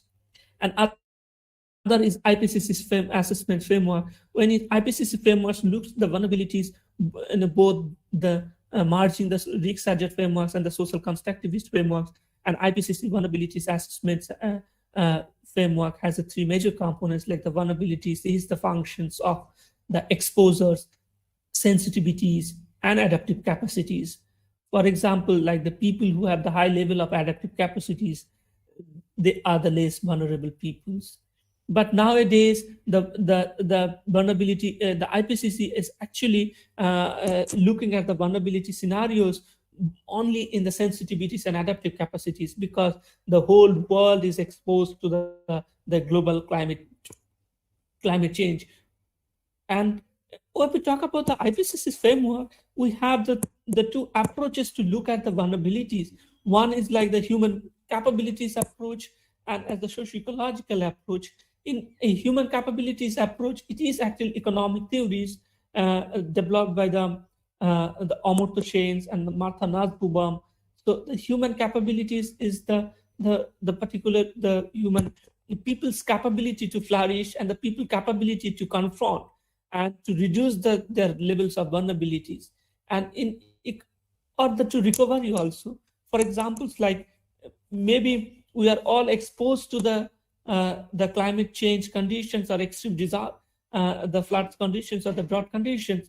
But people who have the recovery capacity, they will recover soon. But people who don't have the recovers, their recovery will take long time. And this time frame, the other exposures will also come, and the people will become more vulnerable. So, and other thing is like the vulnerabilities is all the concepts of vulnerabilities is also changing in the last 30 years. For example, in the 90s, when you talk about the vulnerabilities, the scholar also were the confused about the what is vulnerability. They were the relates the vulnerability in context of the marginality, susceptibility, and the resilience, fragility, and the risks. But both the resilience, marginality, susceptibility, adaptabilities, fragility, and risks are different things. Now the IPCC has actually come out with their definitions or their perspectives of vulnerabilities, which I mentioned that vulnerability is the functions of exposure, sensitivities, and adaptive capacity. So these are some propositions which is important to understand the vulnerabilities conditions, that all extreme events may not be vulnerables to the livelihoods of the people, but all the vulnerabilities may appear as a consequence of the extreme events. So whereas the other conditions like the other biophysical parameters and the land use conditions and the social conditions is like constant. So, and other events like the climatic events is perceived as a stress on local livelihoods conditions when it co-occurs spatially and temporally with the livelihood productions activities. So these are the propositions which I developed during my research and during my doctoral research. So the main arguments of this is that the vulnerabilities is very much the products of the uh, social constructivist dimensions.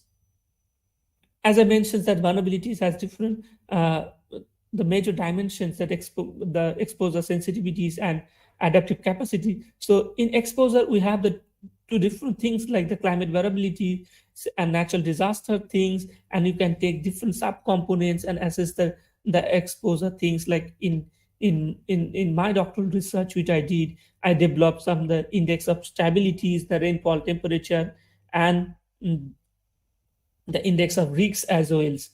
And when you talk about the sensitivities, we can assess that there are three major parameters, the major dimensions of the sensitivities, like the environmental profiles, livelihood insecurities, and the accessibilities issues. So and you can take the different kind of variables or parameters to assess the sensitivities based on your based on your research, the objectives, as well as your study regions or research regions. And the other dimension is adaptive capacities. So adaptive capacities is also like the functions of socio-demographic profiles of the regions of a particular households, as well as the livelihood strategies of the households. So I'm not explaining all these things in a details, because these are the very common things, as well as like we have the time bounds also.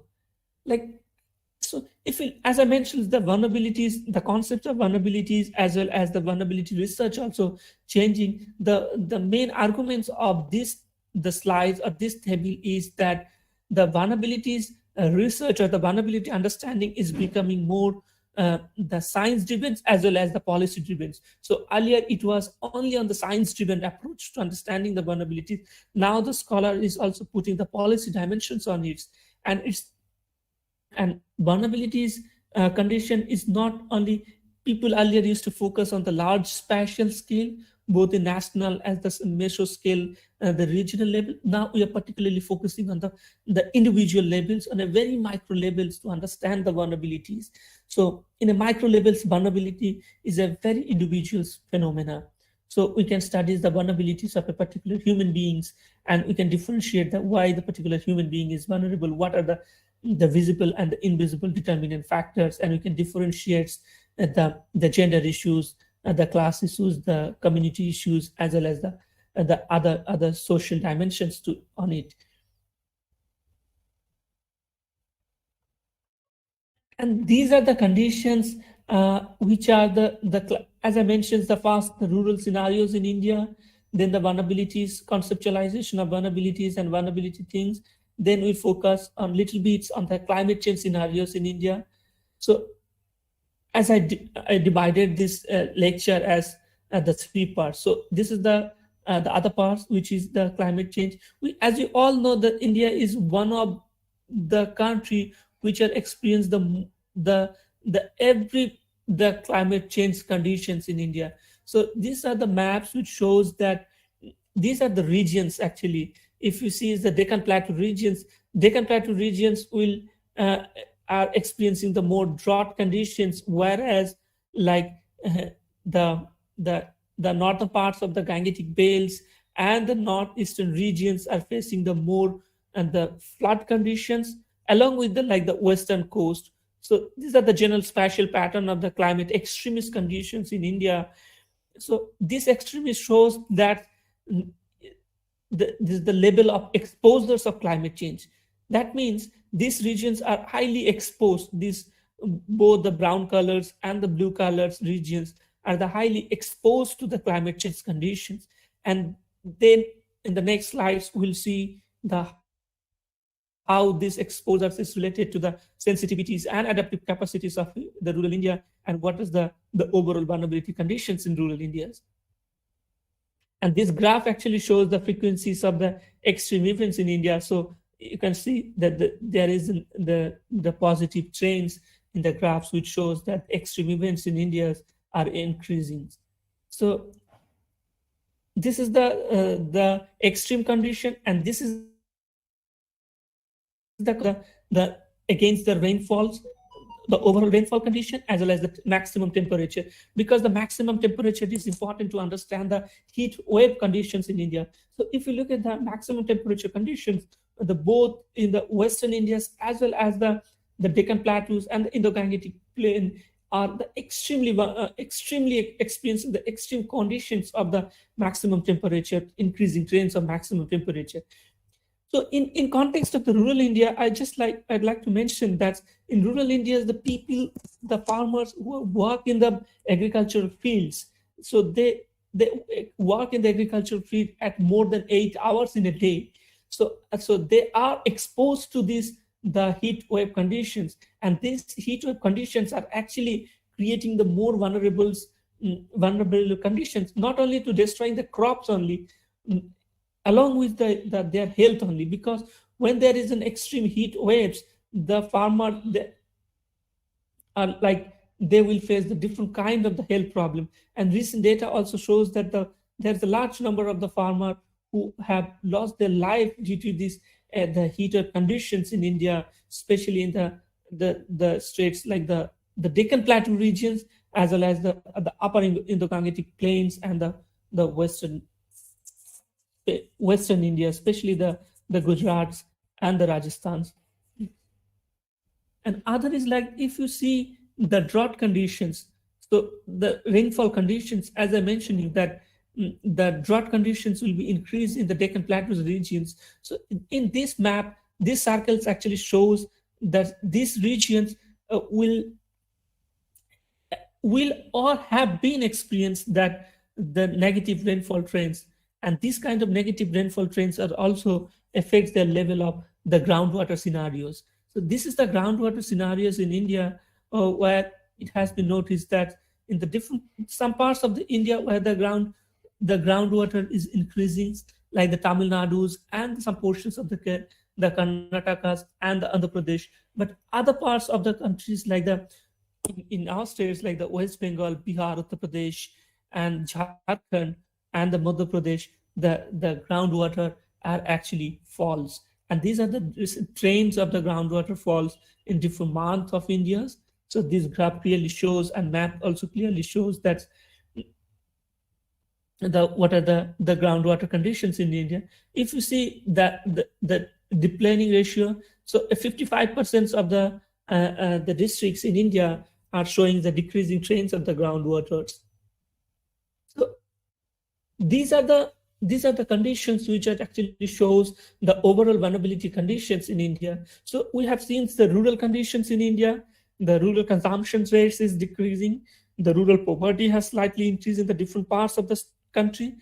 If you see the why the rural uh, the rural where the actually the rural poor are concentrated, where the agriculture shares of the district domestic products is high and low, and how where the groundwater is actually depleting, where the major the drought or the major floods will occur, which is that actually shows the exposure conditions.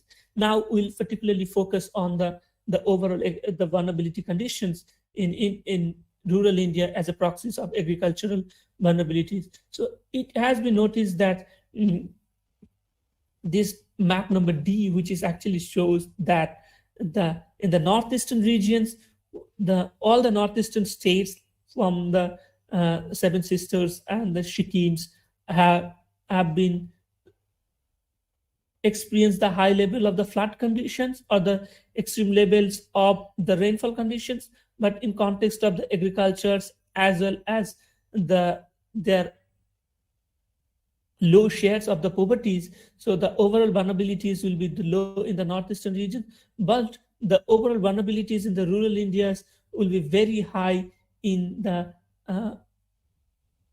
western regions like the Gujarat, Rajasthan, some portions of not only some portions, especially the central and the eastern, the Maharashtra, the Karnataka, as well as the Tamil Nadu, the regions between the Karnataka and the Tamil Nadu regions. So the map actually shows clear pictures that maybe some regions like who have the low level of adaptive capabilities, but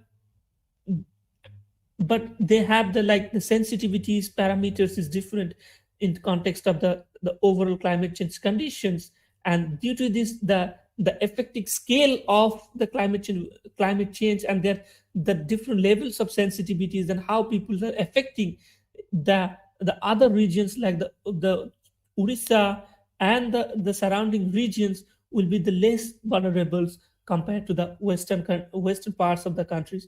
So the main arguments of this is like when we talk about the climate exposure conditions, the sensitivities and adaptive capacities, maybe some regions are the people have the less adaptive capacities, but in overall conditions that how regions are affecting the overall vulnerability conditions will be very, very different.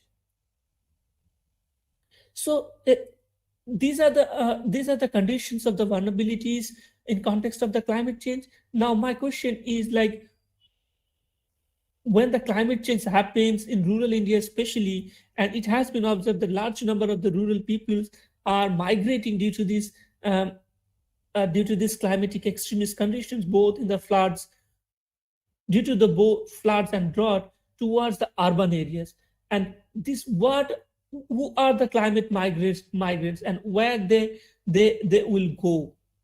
So these are the basic fundamental questions we need to ask, that and how these climate migrations are actually creates the more vulnerabilities or more vulnerable conditions in India, as well as the people who are migrating, they become more vulnerable. For example, like the peoples who are migrating, the people who lost their livelihoods in the rural areas, and they lost their livelihoods due to they are migrating to the urban areas. But the question is that when they are migrating in the urban areas, where they will go and where they will engage, mostly in the urban informal sectors. They will go to the urban areas and they will work as a laborers in the construction sectors. They'll work as a low skill jobs, and this all informal urban sectors is very much fragile. We have experienced these conditions, that how informal urban sectors is very much fragile during the COVID period. So these people who are going to the urban areas, they become more vulnerable coming to the urban areas due to the existing fragilities in urban areas. So these are the conditions actually which creates the more vulnerable conditions for the rural peoples. So these are the predictions which are like how in future this studies is done by the World Bank, and this shows that in future how the standard of the living of the rural peoples are actually will affect by the climate change conditions. If you see the in overall India, so our standard of living will decrease, and it is decreased by the at least like the 2.8 percentage. But the if you look at the spatial patterns of these as a geographical perspectives, so if you see the state like the Chhattisgarh, Madhya Pradesh, Rajasthan, and Maharashtra will affect more their standard of living will affect more. But if you see that state like the Maharashtra, state like the Andhra Pradesh, and state like the Chandigarh and Punjab, these are the relatively developed state in India compared to the others, because there are the high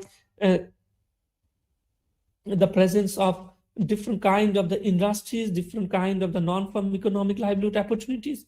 But the conditions is that when it comes to the rural scenarios, in context of the rural scenarios, people will lose their livelihoods, people will lose the agriculture crop productions. That's why the state like the Maharashtra, state like the Punjab and Andhra Pradesh and the Madhya Pradesh, there the standard of living will be decreased.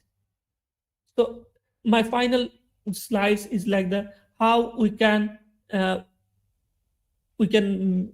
make some frameworks, or we can make some policies or principles that we can create a sustainable development the approach which will reduce the overall vulnerability conditions in rural India. So there is what sectors are the main important sectors? So there are the three main sectors, like the economic, creating an economic sustainabilities through giving the more work opportunities to the people, both as a farm and non-farm within the rural areas, as well as the poverty reductions. We need to reduce the poverty. So this is the very, the bad scenarios that the poverty is in rural India is slightly increasing, but we need to decrease the rate of poverty in rural India.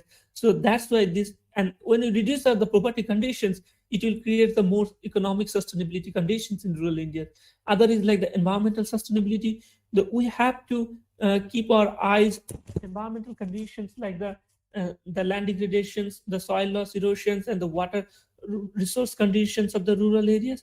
If we can sustain this kind of ecological services in rural Indias, and we can save these conditions, then there will be the environmental sustainabilities in rural India. Other is like the fiscal and institutional sustainability.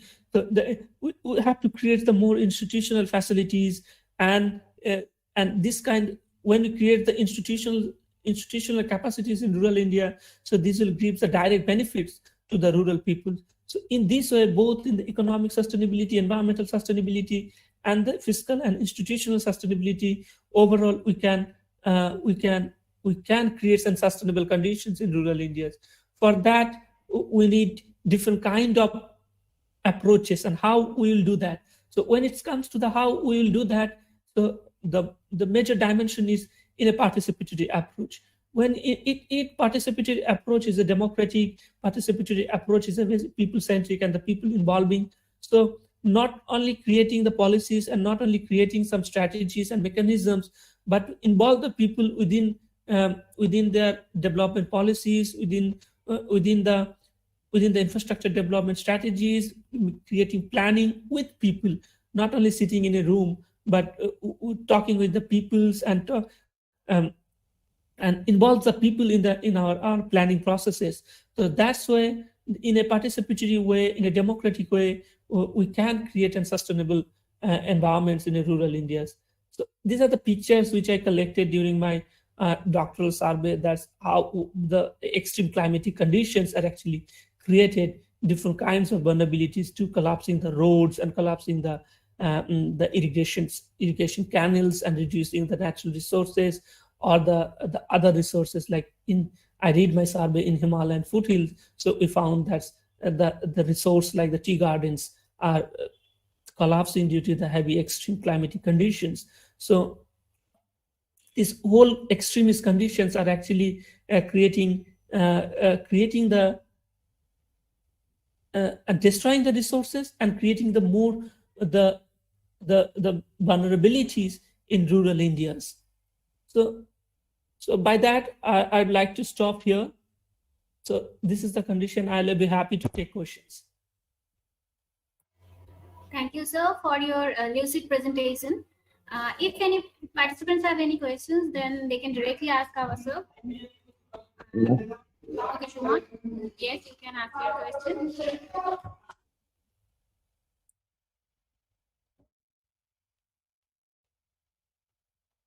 Okay, so Shuman has muted himself.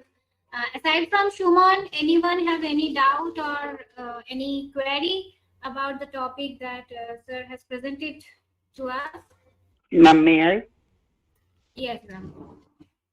So can I continue in Bengali? Yes, please. Sir হচ্ছে weather sea level change আর ক্লাইমেটের চেঞ্জের জন্য বিশেষত তো হচ্ছে marginal people affected হচ্ছে, যে জন্য তাদের ফুড সিকিউরিটিটাও অনেক ক্ষেত্রে হারিয়ে ফেলছে, বা তাদের স্ট্যান্ডার্ড অফ লিভিংটাও চেঞ্জ হচ্ছে, যেটা ডিক্রিজ করছে।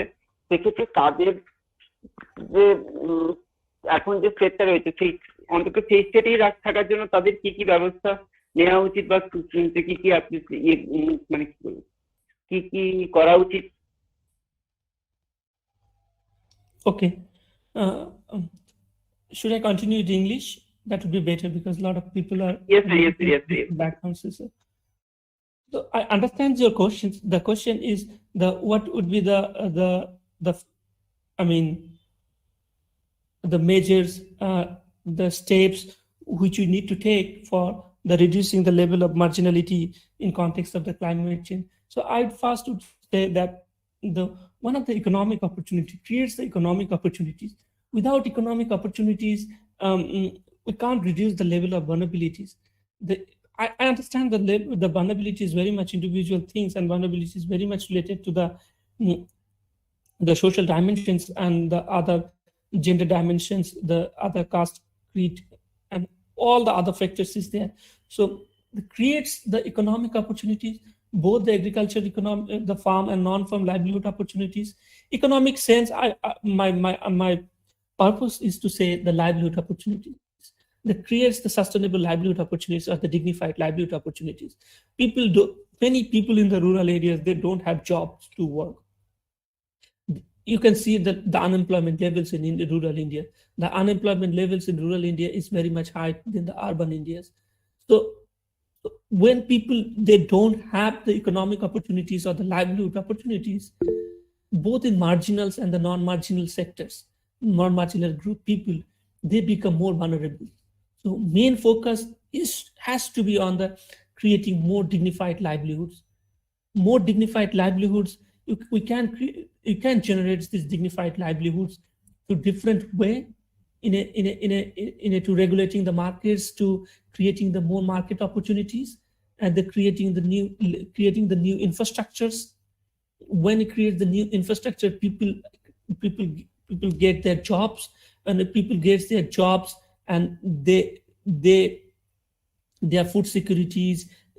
You mentioned the food security issues, so they have some kinds of the food securities. Okay, so in this way we can reduce the level of marginalities especially in the rural Indias, which are the very much remote rural areas. For examples like the hilly terrains in the Himalayas, the core remote areas in the Madhya Pradesh and Chhattisgarh areas. So these areas have the very much less infrastructures. So we need infrastructure developments. For example, I did my doctoral research on the Himalayan foothills. I found still there is the bridges which connect the one village to other village. So people are still using the wooden bridges, and these wooden bridges every year collapse due to the extreme climatic conditions. My earlier speaker also focused on the Sundarban areas and the other. Take any examples in the rest of the India. So the two things is most important. The first is creates the economic opportunities. Second, it creates the resilience infrastructures. These two things are the most important things. Then when this will be complete, then we can focus on the other dimensions of the reducing levels of vulnerability things. So yes, livelihood opportunities and infrastructure development. Okay, sir. Thank you, sir.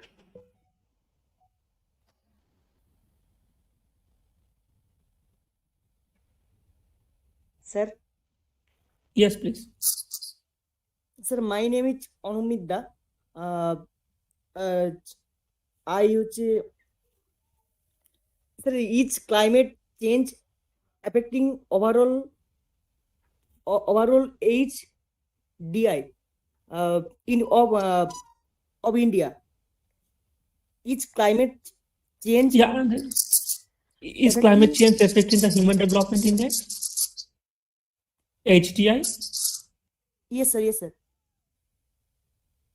Yeah, see, obviously the climate change has very much close relationship with the human development, the effect in the Human Development Index. Human Development Index has the different and the parameters, both like the human development is a multidimensional index, as you know.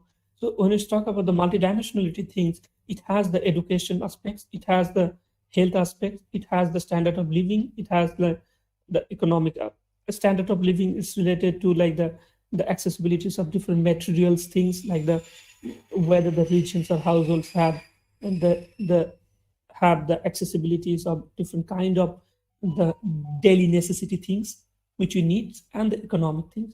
So these are the multidimensional aspects of the Human Development Index. So when it comes to the climatic conditions of the climate extremes and extremist conditions like the floods and drought, we all lose the certain shares of the educations, in particularly especially in rural India, when there is a huge droughts and floods conditions, there is research shows that there is a school dropout. Okay, especially in the drought prone areas, the school dropout due to the climate change because of drought. Okay, the water scarcities. So for example, in economic dimensions, we lose our livelihoods when there is a huge amounts of the floods in the Assam or the Brahmaputra Valley.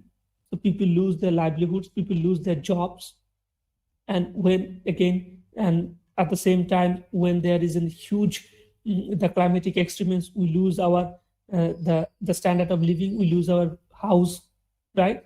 In Sundarban areas, the many people lost their house in coastal areas, in Odisha also. When we lose our houses, when we lose our educations, when we lose the jobs, it creates the human development of a particular regions of a particular human being, right? The overall human conditions, Human Development Index also affects by the I would say that the well-being conditions is affected by the climate change. The World Bank studies, which shows that the overall in India in 2050, 50, we lose our well-being and standard of living at 2.8%. But some states like the Maharashtra, Punjab, they lose their standard of living more than 5%. And when we lose our standard of living in a more than 5%, so that means there is a huge vulnerability conditions.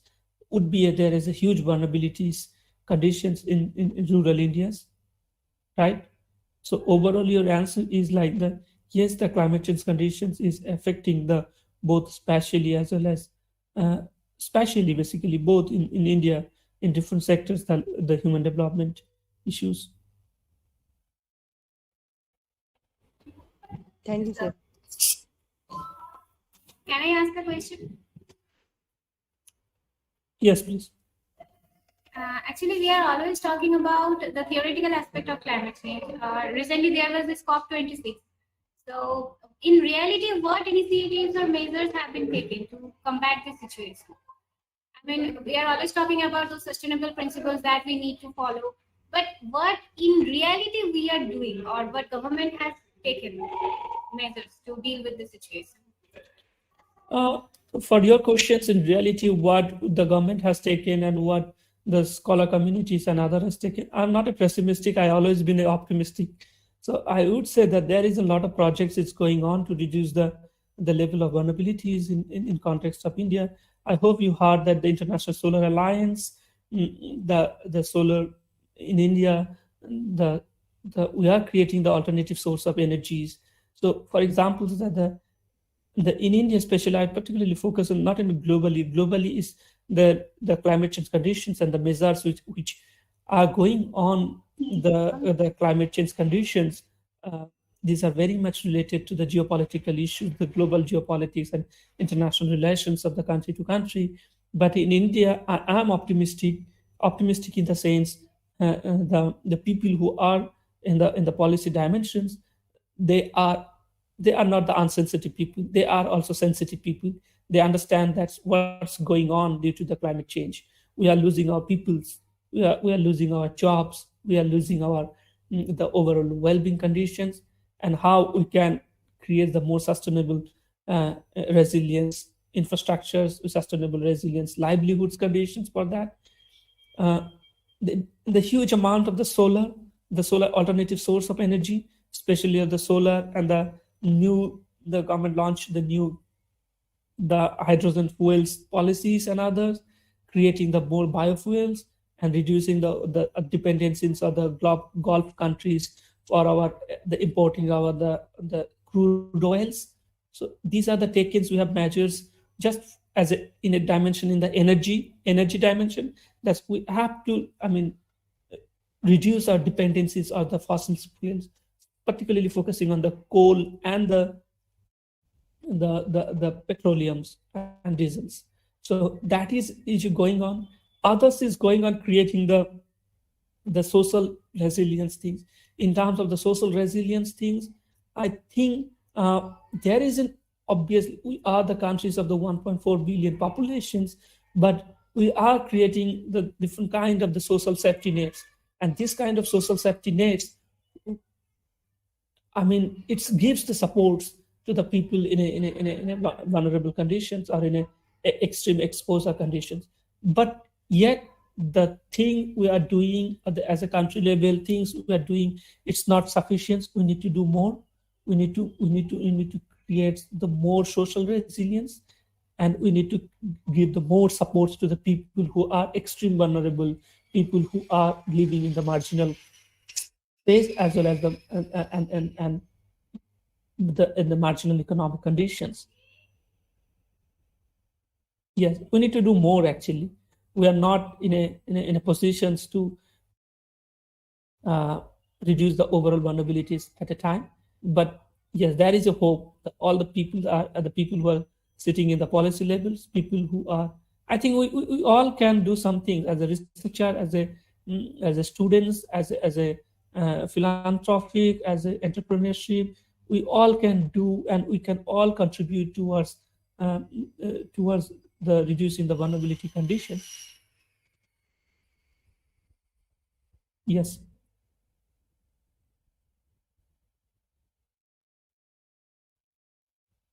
Hello. Thank Are you you, getting sir. me? Yes, I got you, sir. Yes.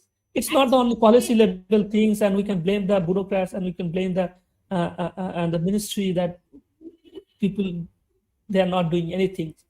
We all have to take the actions. We all, the students and the geographers, the social scientists, the engineers, the technocrats, the bureaucrats, everybody have to act. Then we can reduce the levels of vulnerability.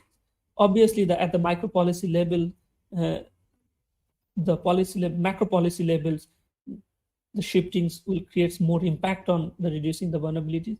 But at the local level, we need initiatives. Yes. So thank you, sir. Any other participants? Do you have any questions?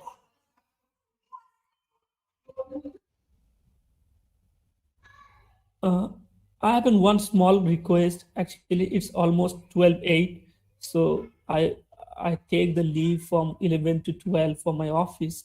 So it's okay, Dr. Manoranjan Ghosh. Thank you, sir, for sharing your time with us and also sharing your wisdom with us. I think we also hope that In near future also you will collaborate with us, and when it will be normal again, the situation will be normal, and we will again start our seminars in offline mode. I think then you will also again cooperate with us and be present with us. So again, thank you, Dr. Manoranjan Ghosh. So Thank you so much. So now we will move on to our valedictory session. And for conducting this session or hosting this session, I would like to request Amurtha Pani sir to host the valedictory session. Over to you, Amurtha sir.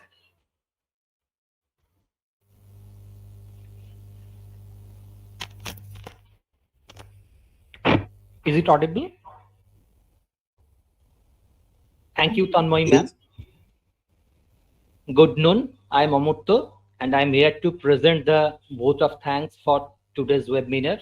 I would like to thank our resource speaker, Dr. Sarveshwar Proharaj, for enlightening us with his knowledge and interesting things. It gave deep insight into the lucrative topic and also revealed some interesting facts. The point where Dr. Proharaj told us about the application of big data for spatial planning for the geography and geographer also was really contemporary and informative. I am pretty sure the precious knowledge that Dr. Proharaj gave us will definitely help us in our studies and the future of geography. Once again, I would like to thank Professor Ramkrishna Maiti taking out time from his busy schedule and enlightening us with the knowledge of hazard in the socio-political context. Thank you so much, sir. Again, I would like to thank Dr. Manoranjan Ghosh for his interesting and contemporary topic of his presentation on climate change in rural India, which gave deep insight into subject area of geography definitely. Once again, I would like to thank our principal sir, Professor Sudipta Chakraborty, giving permission to organizing this webinar session and presented his valuable welcome speech for the webinar. Again, I would like to immense thank to our director sir, Dr. Pradeep Ghosh, giving permission to organizing this webinar. His patronizing effort immensely help us to organize the academic program like webinar. I want to thank the total official staff of our institutions, especially the technical person, Mr. Shuman Mullik, who really worked hard to make the event overall fruitful. And I want to thank Ms. Tanmay Bhattacharya for the faculty of the Department of Geography, who jotted down the total event fantastically. And I want to thank the student of the department and included various researcher, teacher, professor to make this event in a grand success.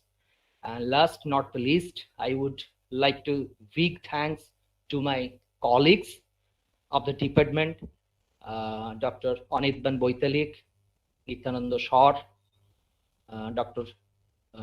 Chandan Karan, Tanmoy Bhattacharya, Prasenjit Maiti, and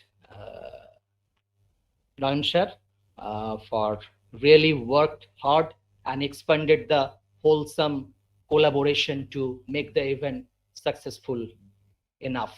Hope this webinar will fulfill the contemporary of the geographical issues and make the understandable to the student, researcher, and teachers to fruitful the academic fraternity overall. Thank you. One of our faculty of our department, Dr. Chandan Karan, and also coordinator of the webinar, he will present his concluding remarks for the same.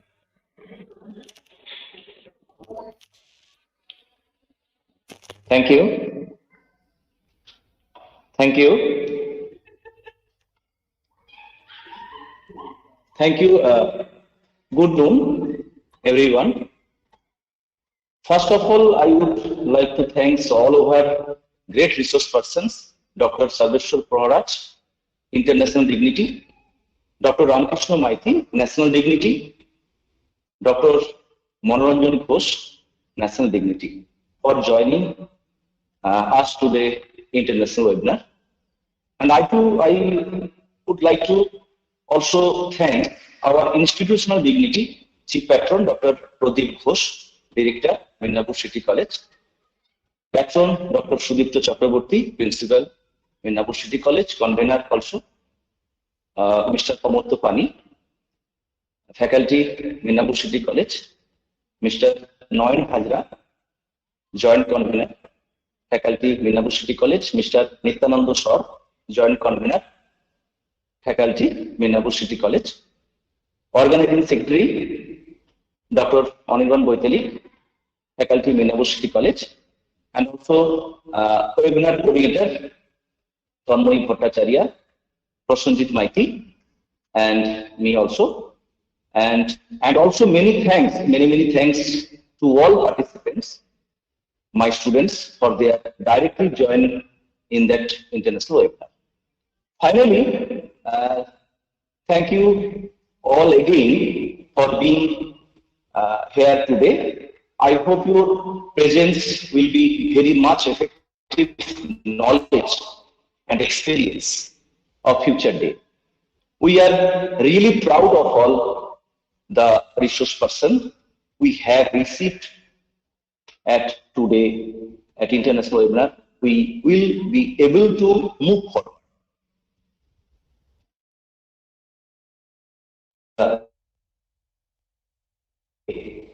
And empirical and in-depth research at present time and great opportunity. So overall international webinar will be memorable for us. So today education international webinar is really valuable to all of us. So thank you to all. And in that time, the end of the today international webinar. Thank you to all. Thank you so very much. Thank you. Chandan sir. Thank you. Many Thank you, thanks. Nitin Babu. Thank you. Okay. Thank you, Chandan sir, for your allegatory speech to concise the topic of the webinar. Thank you. So thank you everyone for joining this webinar.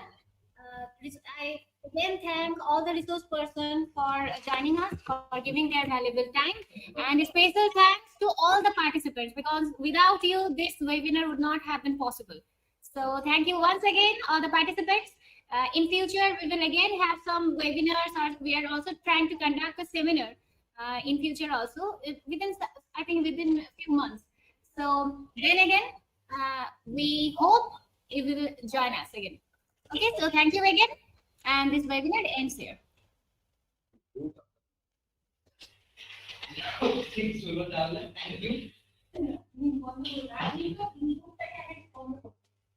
Thank you, sir. Thank you, ma'am. Thank you, sir. Thank you. সবাইকে thank you জানাবো, একদমই thank you জানাবো। You also provided us some food to maintain the wholesome diet. এটা কিন্তু unmute করা নেই, দেখুন সব কথা শোনা যাচ্ছে। কোথায়? না না, এই তো নিত্যানন্দ আনমিউট নেই, কোনটা দুটো থেকে নিত্যানন্দ সেটা সাউন্ড ক্যাচ করছে।